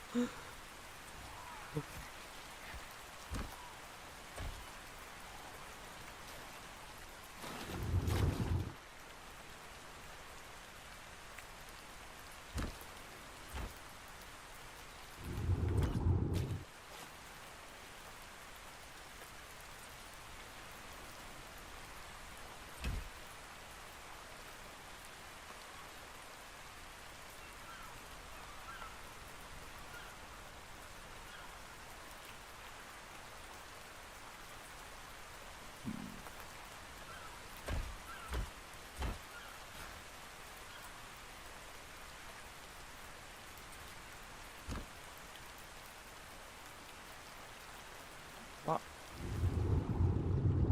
Where is it? No, it's not. Oh, that's because I've actually run out of pillars. Ah!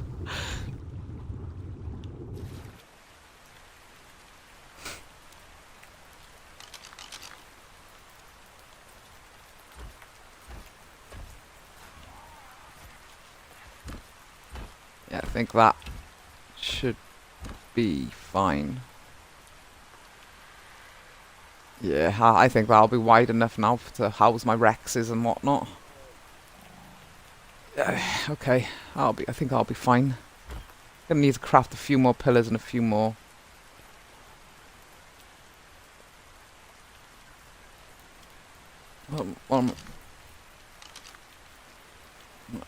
Stone, okay.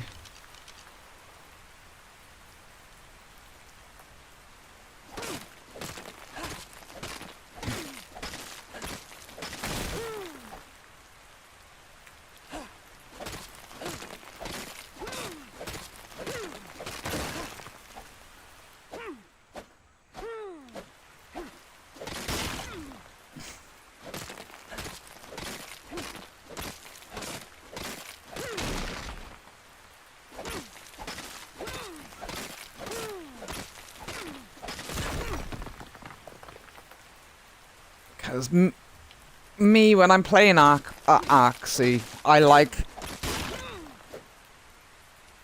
like to design and build stuff. So I don't like interruptions to my designing and building, so I'll use all the console commands when I'm designing and building my base. I'm not bothered. When it comes to taming and raising dinosaurs, say that's a different story. So it's like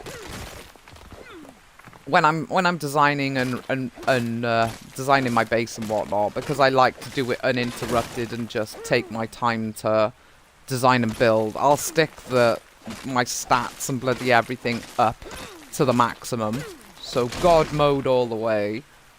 But when I start taming and raising my dinosaurs, I'll turn it all off and play the game properly. But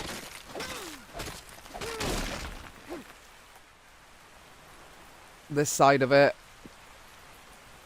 I like to do this. I like being able to fly around my base and just tweak my design as I'm going.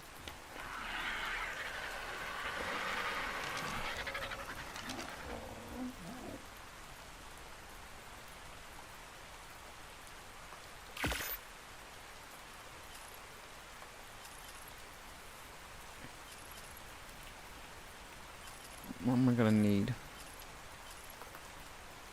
Probably stone. Although, looks like wood as well. Okay. Go back over here and grab some wood.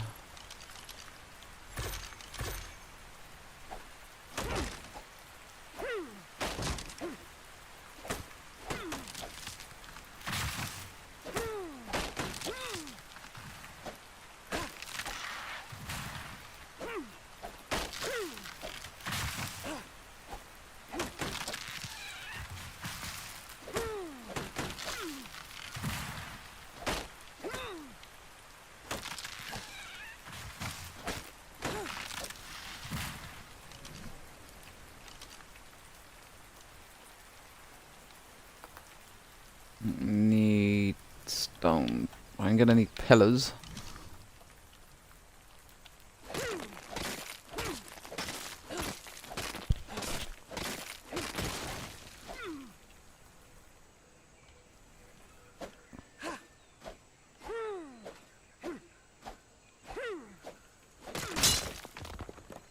Right, goodness sake. If only I could stick God mode on for my items.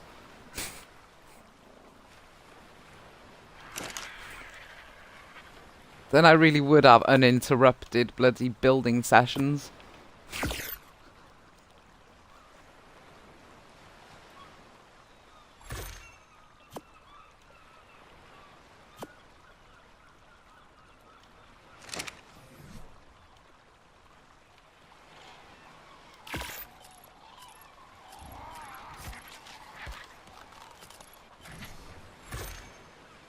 No, then just finish this bit by here, and this should be wide enough for what I actually want it for now. I think I might even put that by here. It should be, is that right? Yeah, wicked. Okay. Well, it should hopefully be wide enough. I think it is.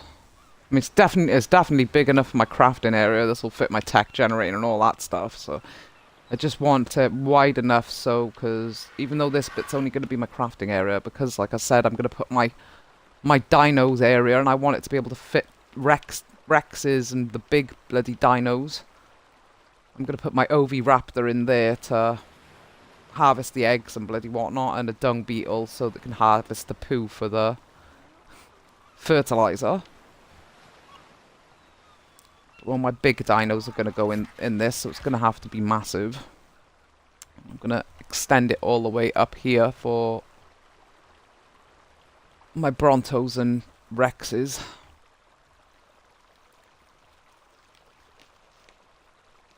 I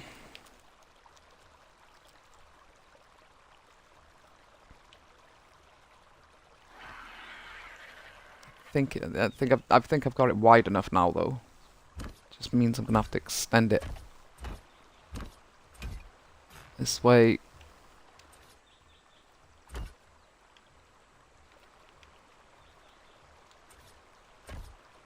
I'm gonna have to remove that. Yeah. Ow, what the fuck?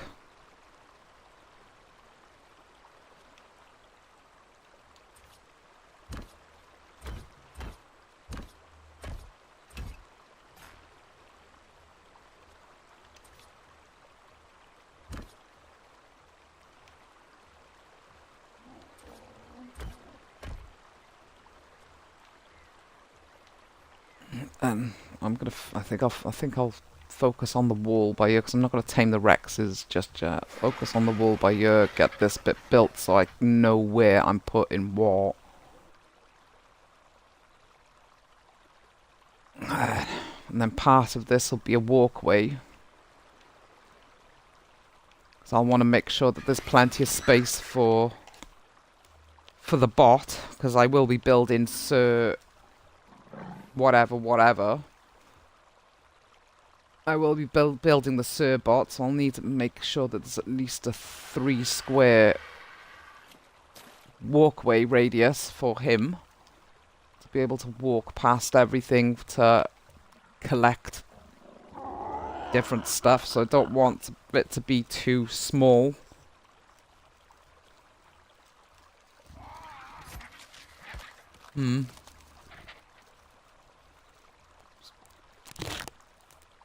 Which is why I've built this crafting area so big, so that it's got a nice, decent sized walkway for the Surbot.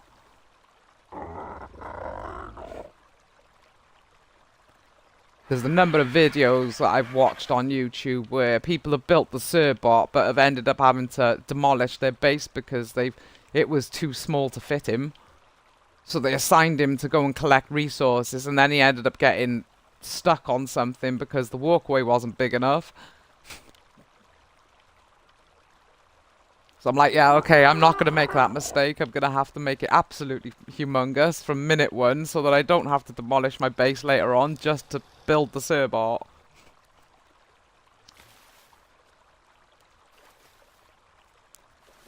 Thank you, everybody, for the heads up. I greatly appreciate you saving me the time it would take to demolish and rebuild my base.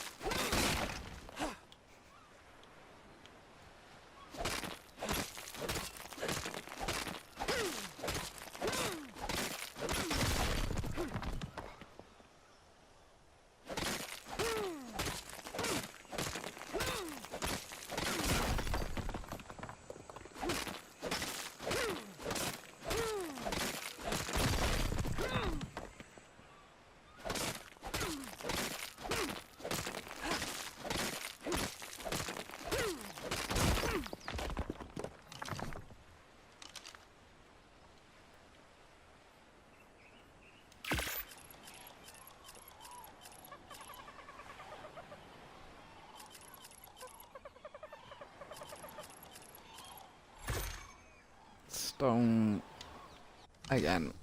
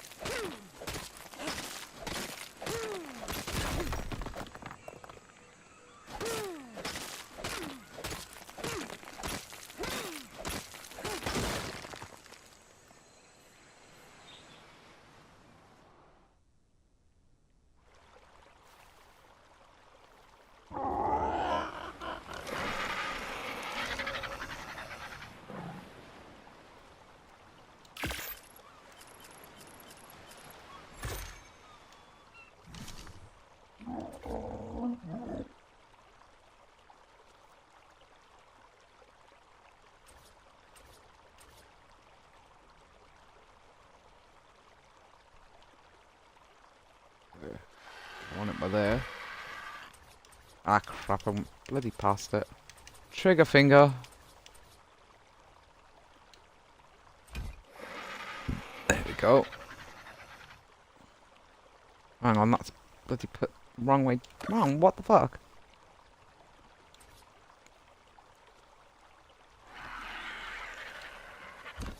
There you go. That's better. By year.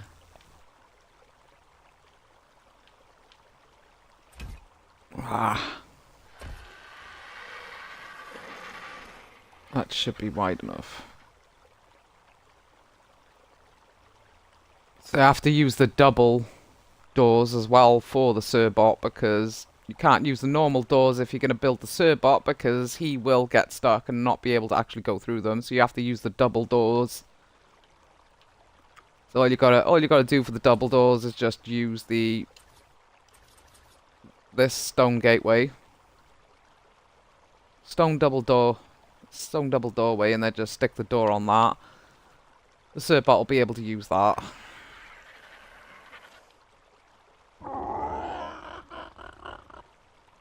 Which reminds me, actually, let's pick that up.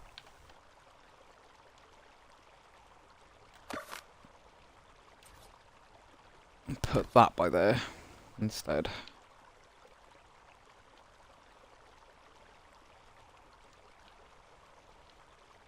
I'm also going to put a doorway here with a ramp, so that the Surbot, when I send him out gathering resources and stuff for me, will have an easy access area to the storage.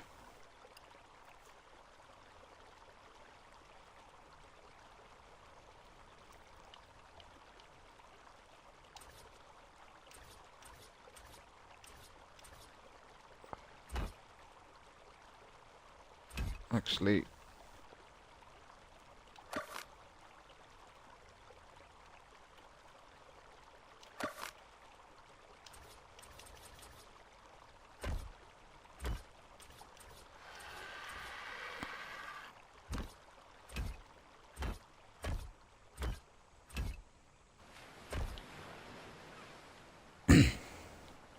yeah, I'll be big enough. I'll give plenty of room for the Surbot to run around, as well as plenty of room to build my tech generator and all my crafting stuff, and still leave plenty of room for the Surbot not to get stuck.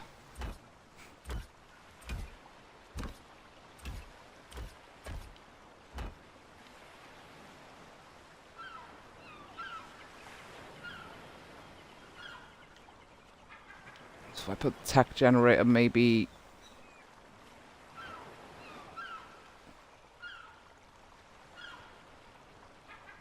by here in the center, have some vaults along the wall by here, so the so that the Surbot can gather resources for me and not get stuck on anything. Stick the designated storage behind the tech generator, so it can automatically access them when I'm wanting to craft something.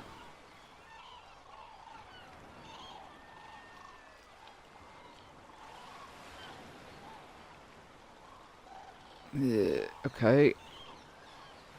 Let's stick the fabricator over here for now.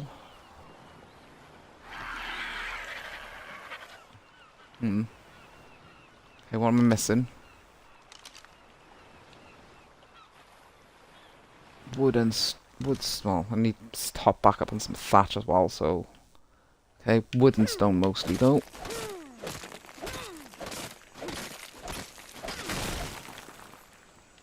I always like building my initial buildings out of stone because it looks nice and it's easier to... It's more durable than wood and easier to farm. At least in my opinion, anyway, because... The wood's just as easy to farm, but not as durable as stone, and it's annoying whenever you get an annoying creature spawn on top of your base, like a brontosaurus, which just wipes everything out with one swing.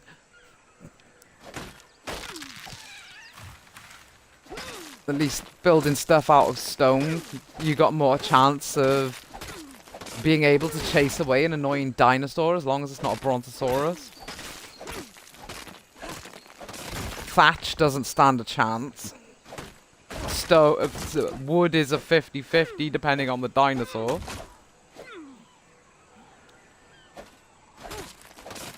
You know, metal is a lot better, but it just takes forever to farm the stuff because, unlike stone, it's like, it's got specific nodes, and these stone you can get from everything. You know, you can even get stone from harvesting metal nodes, so I prefer to go with stone. I mean, you can get metal from harvesting stone as well, but not as much as you would get stone from harvesting a metal node. Which is why I prefer to just initially build everything out of stone.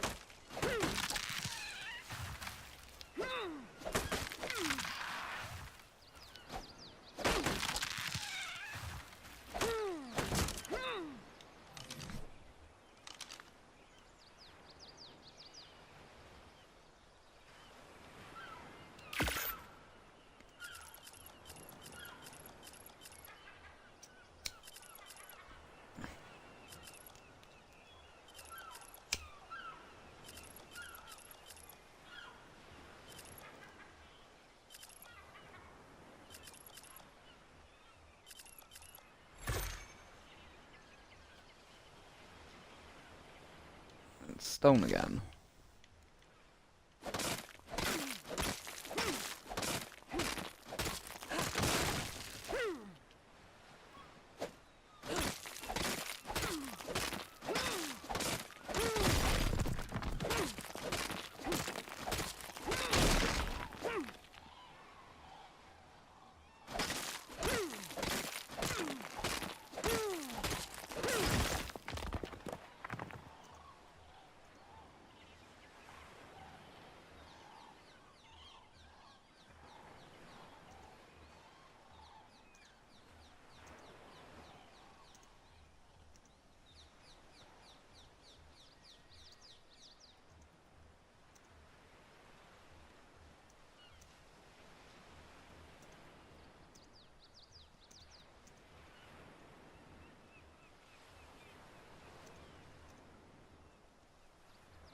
Hang on 2 seconds.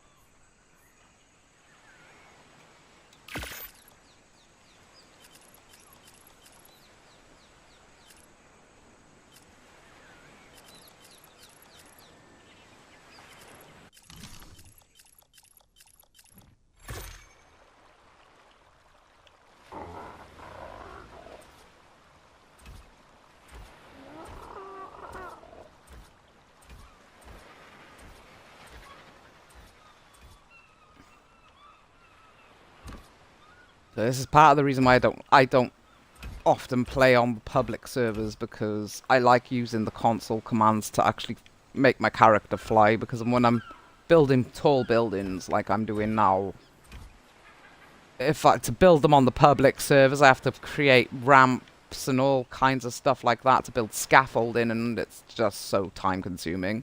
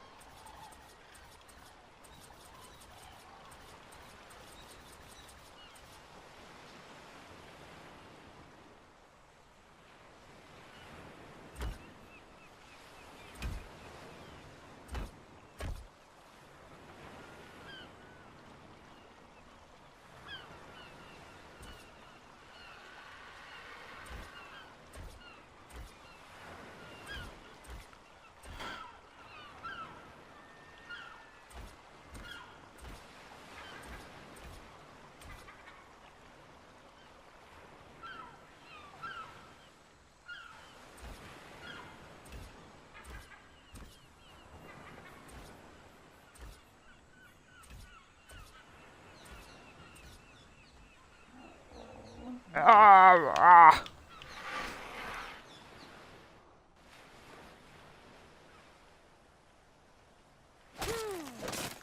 Oh, can I not load?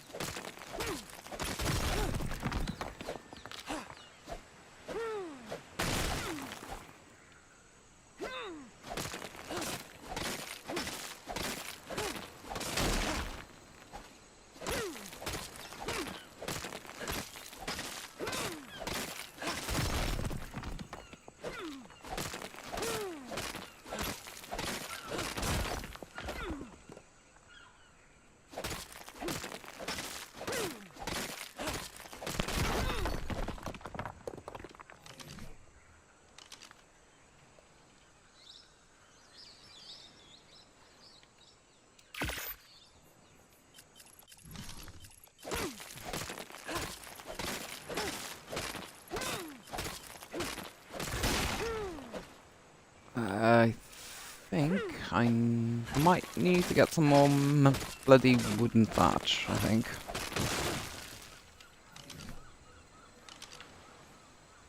Yeah, it would. Okay.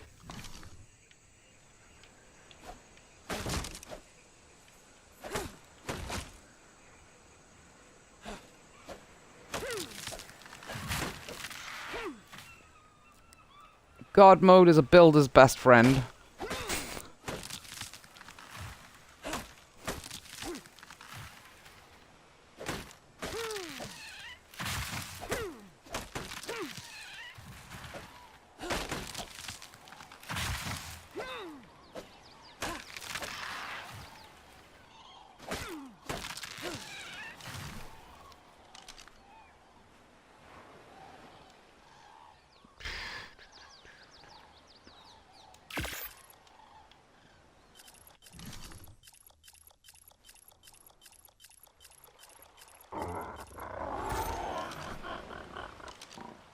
Let's put that back on. I don't need foundations for the second.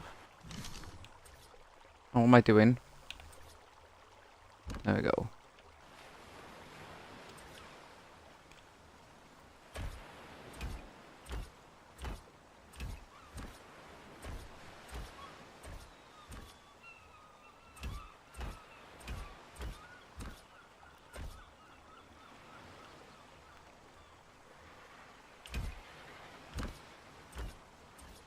Ah! See, this is why God mode is a builder's best friend, because to correct mistakes like that, I'd have to build scaffolding without console commands.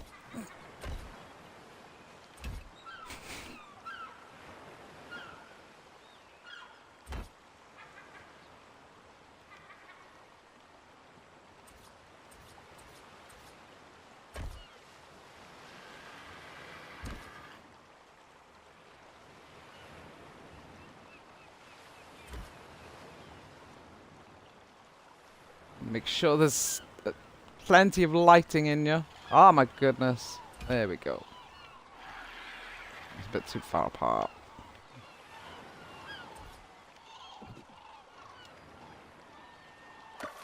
Dun dun dun.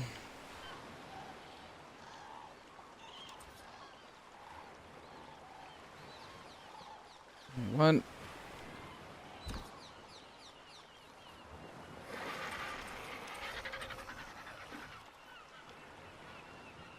Yeah.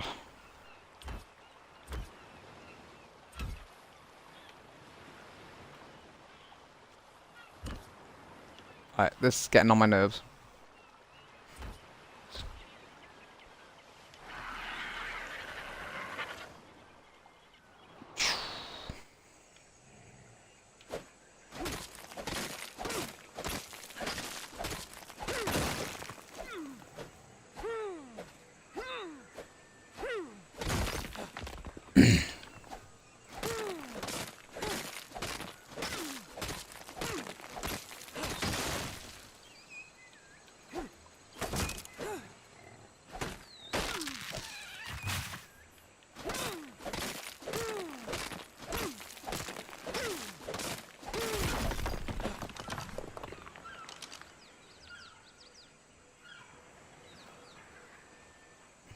Okay.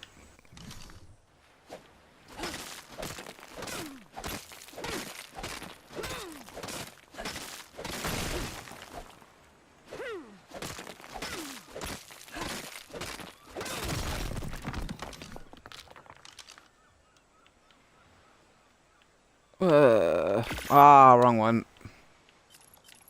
I am gonna need them, but not that many of them right now.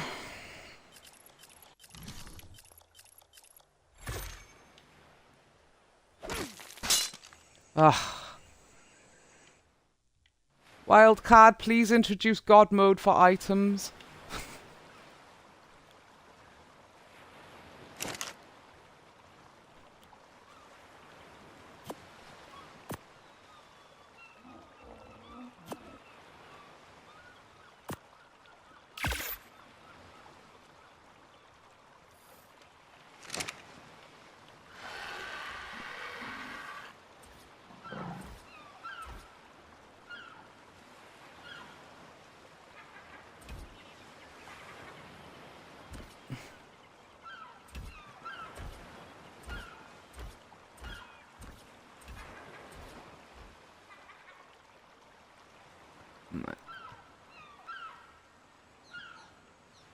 May as well put these bloody ramps down while I'm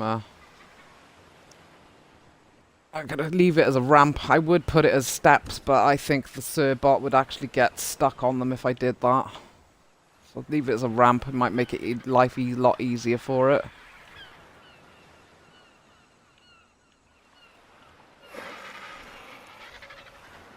This bit doesn't matter so much because I'm not going to tell him to actually interact with my house anyway, so this bit is not really an issue. The storage area, you will be going in and out of that area a lot, so I think I leave it as a ramp. Right, there we go. That should... yeah, that's fine. I'll put this down now for the...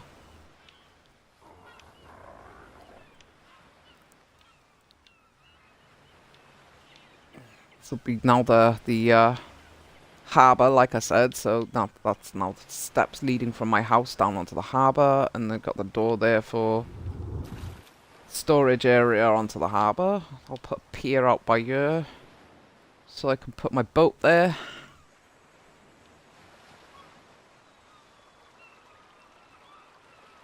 Right, so my crafting zone that's almost built.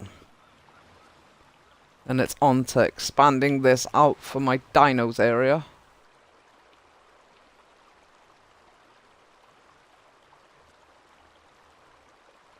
Which is going to take forever, because this is going to be absolutely humongous.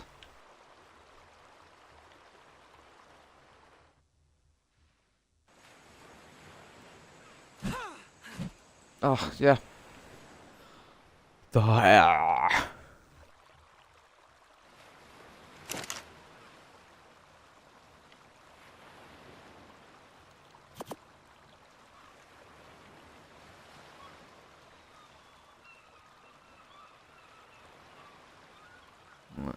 Could need more thatch as well, okay.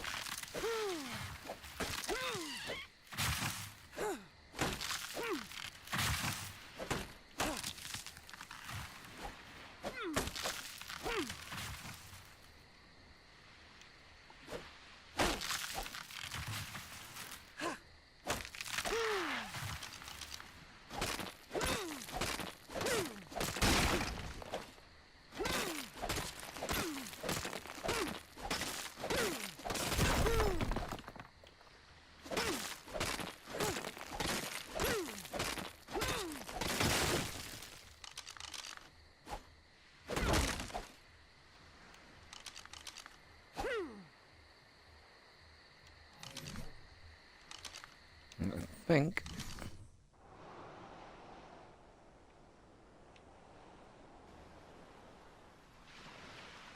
Oh, what's that? Oh, it hasn't even arrived yet, okay. That's a good point, actually. While I'm waiting for it to arrive, let's check. Tame wild baby creatures. Okay, why is that saying 1 out of 3 when I haven't actually tamed any baby creatures? At least not since I tamed my Argentavis, and I completed the bloody quest since then. Deal 1000 damage of spears, craft tranquilizer arrows, harvest raw prime meat, tame any of the following at 90% or higher effectiveness. The Dilophosaur, Dimetrodon, Raptor, Compy, or Sabertooth. Okay.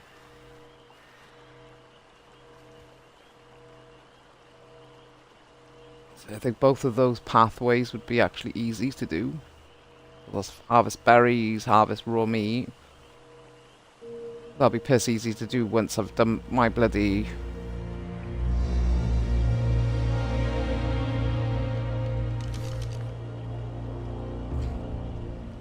Once I've first started building my greenhouse. In fact, I'm waiting for that to arrive. Let's finish putting these walls down.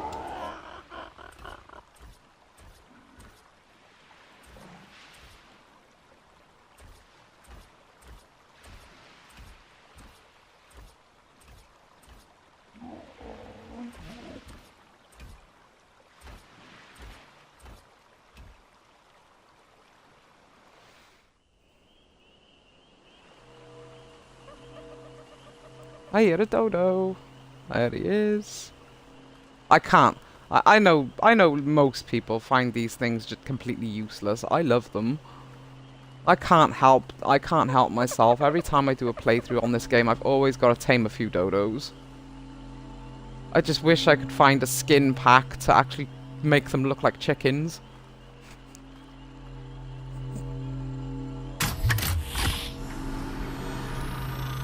See if there's a mod out there.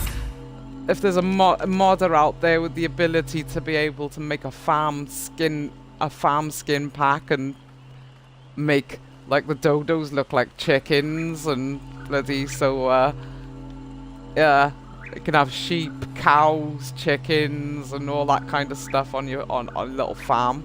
I'd be combining that with the guilds and goblins mod on the premium. It would be awesome.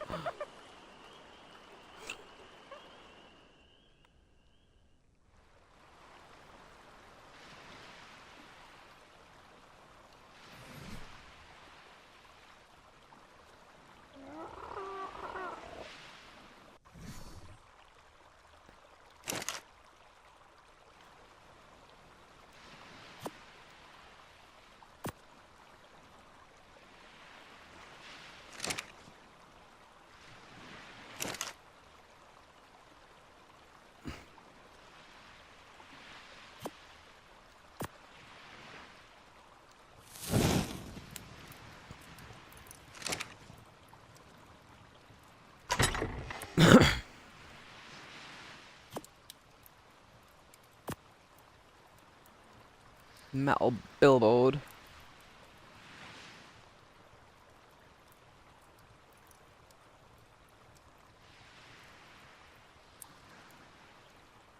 Relaying messages. I've never actually used the billboards before. But then again, I spend a lot of my time in single player anyway, so I've never seen any need to actually use them.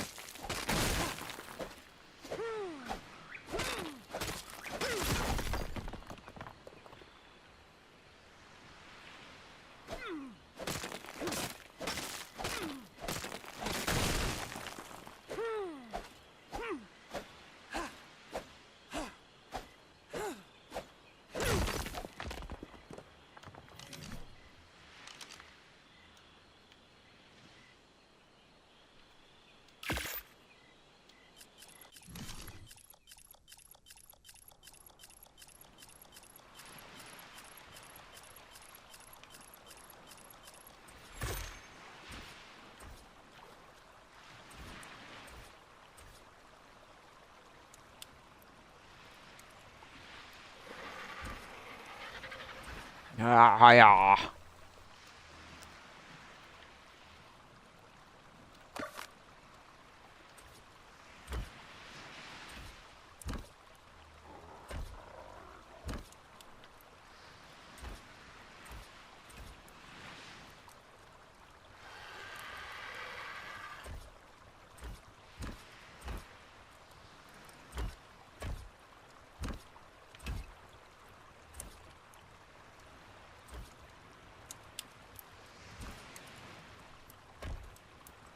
Yeah, almost.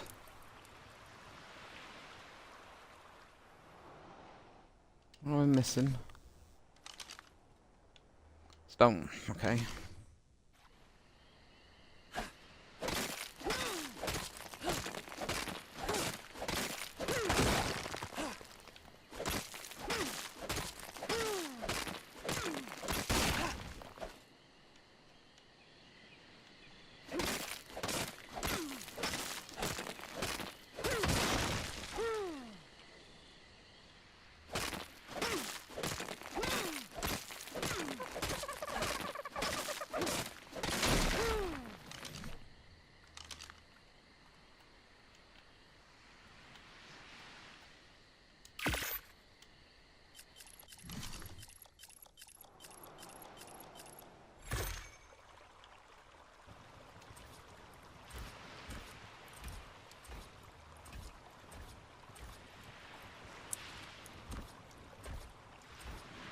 Ah, wicked.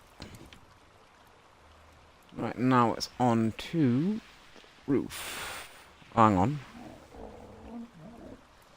Hello. Yeah, okay. I have to still... might end up expanding that up. Say what? I think it is... yeah. It'll have to be... let's have, mind you, that looks like it's relatively in line with... so I might even have to put a second floor. That does look like it's relatively in line with where I'm going to be putting the aviary.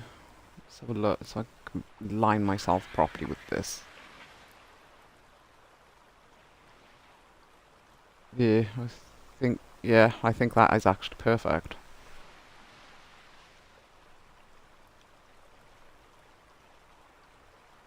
Yeah. Okay, looks like I'm putting a second floor to my house. Okay. Hmm.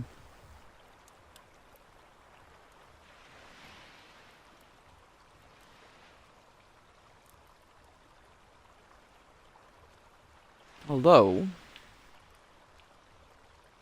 I could keep the house the way that it is because this is big enough for everything I want to put in my house. I might just put steps leading up onto the roof.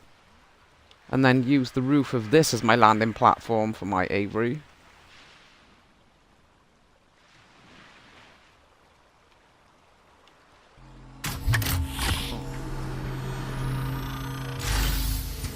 What's this got?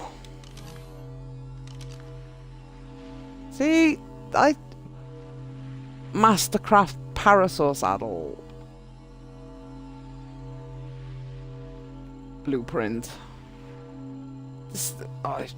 I give up trying to understand how the cash system works because when you get an ascendant quality item out of like a master quality cache,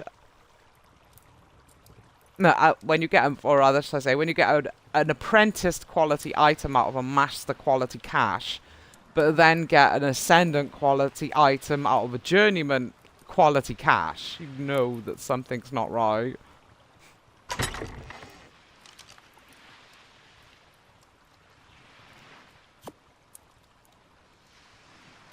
Although I think I could still stick a second floor, maybe. I could even maybe put stairs leading into my crafting area down here, as long as it's not too Might put it up against the wall so that it's not... Was it by here? No. Ah, no. That one. Thank you. Thank you. Yeah, I might put stairs leading down here into the crafting area. If I stick it up against the wall, it won't interfere with the Sirbot when I build him. I can have the tech generator in here. If I put stairs leading down here from my house.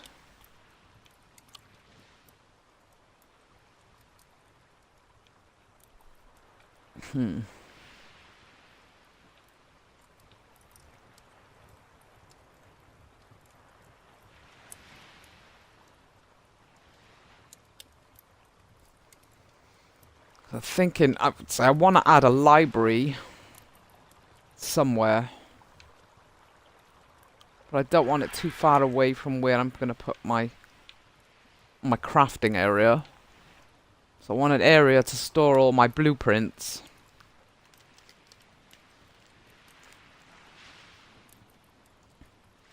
But I don't want it too far away from my storage zone so that I can easily access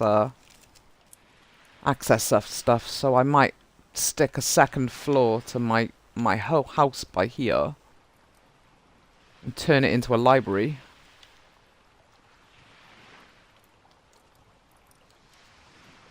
Or I could just make this a library and full stop and put my house somewhere else.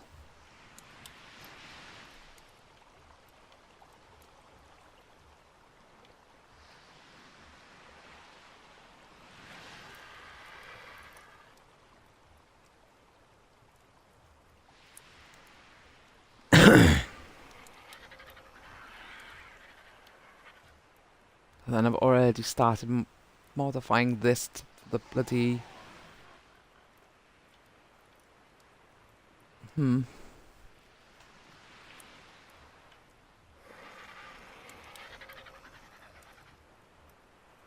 on a minute, let's see. 1, 2... Yeah, alright, okay. Well, if I stick the stairs by here, I could still turn the second floor into a library. If I put the stairs by here, at least they're close to the entrance to the crafting zone, where I'm going to have all my storage and everything.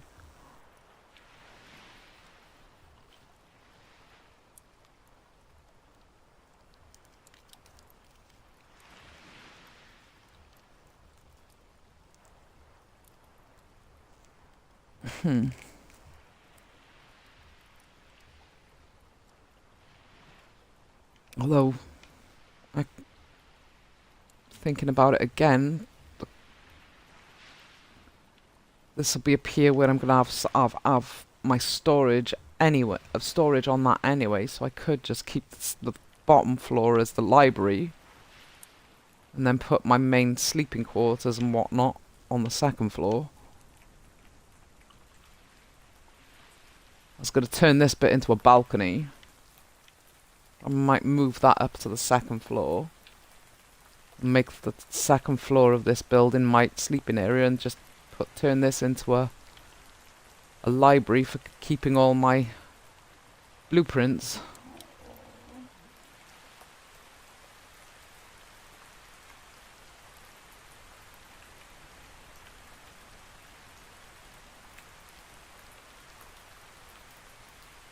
I think that might work.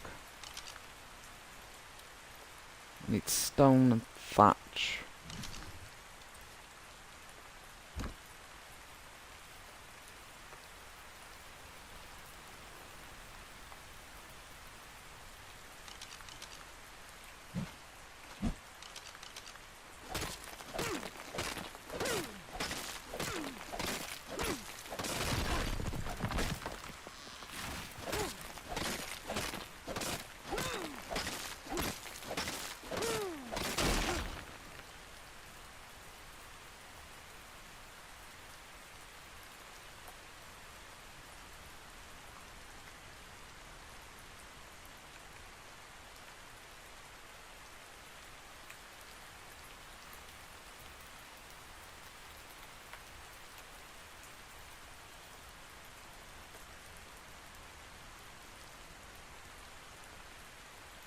on 2 seconds.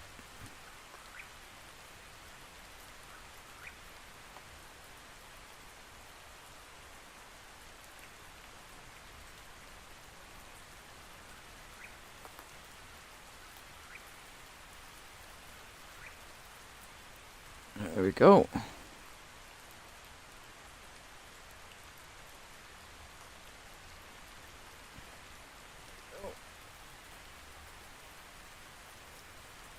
Say, my bad. I didn't have YouTube up on my on my computer. So if you've been talking to me, I'm really sorry. I'm not exactly with it today.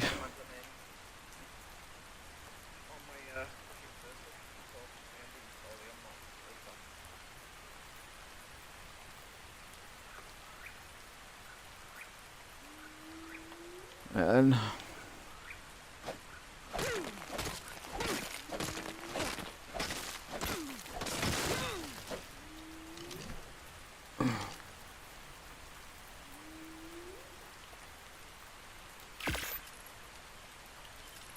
a few more of them. I think I am gonna turn the bottom part of the house into a library. I'm gonna need.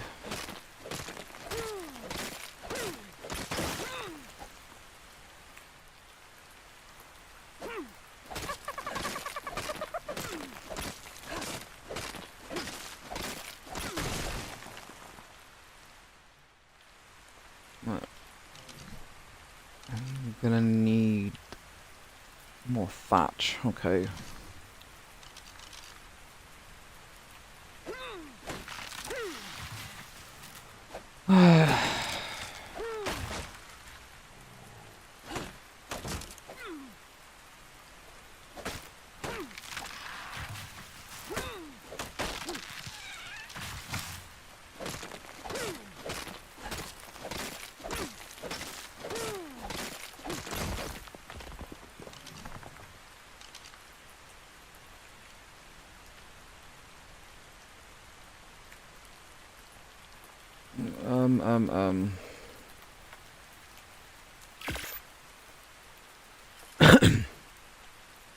I need stone ceilings. I'm gonna need wood.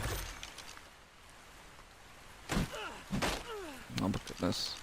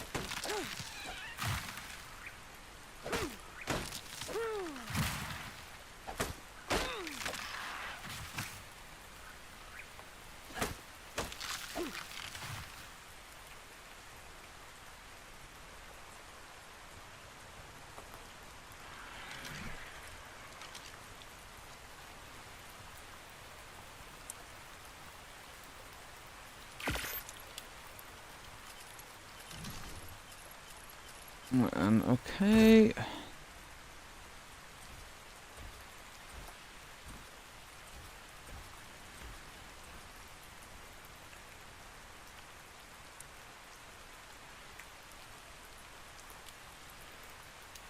Oh wait.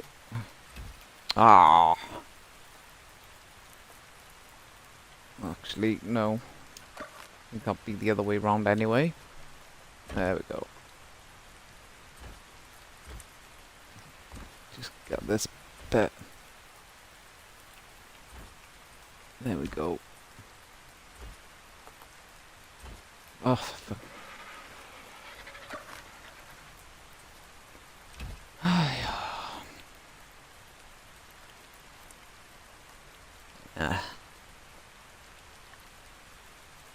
okay. I'm gonna start on this a second. Just so I can get this.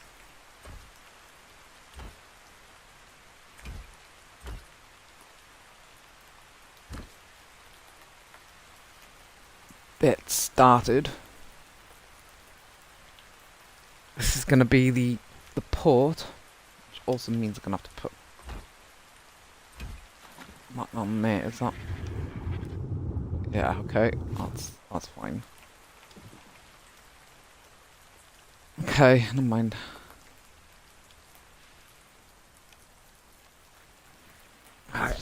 I'm gonna have to. I'd say I can feel my my anxiety flaring up. I'm gonna have to stop streaming for now because I've got some seriously asshole neighbours that keep flaring up my anxiety, and they've done that over the past couple of days, which is why I'm not 100% with it today. So I'm gonna have to end it there because otherwise I'm gonna go into a full-blown meltdown again. Say I will be back at some point, either later on today or tomorrow. Say thank you for watching. I hope you had fun, and if I haven't been very sociable, like I said, I'm sorry. I haven't had a very good couple of days. Say, but yeah. Again, thank you for watching. If you're not already subscribed, please do. I'd greatly appreciate the support, and yeah. I hope to see you all again. Take care and have a good day.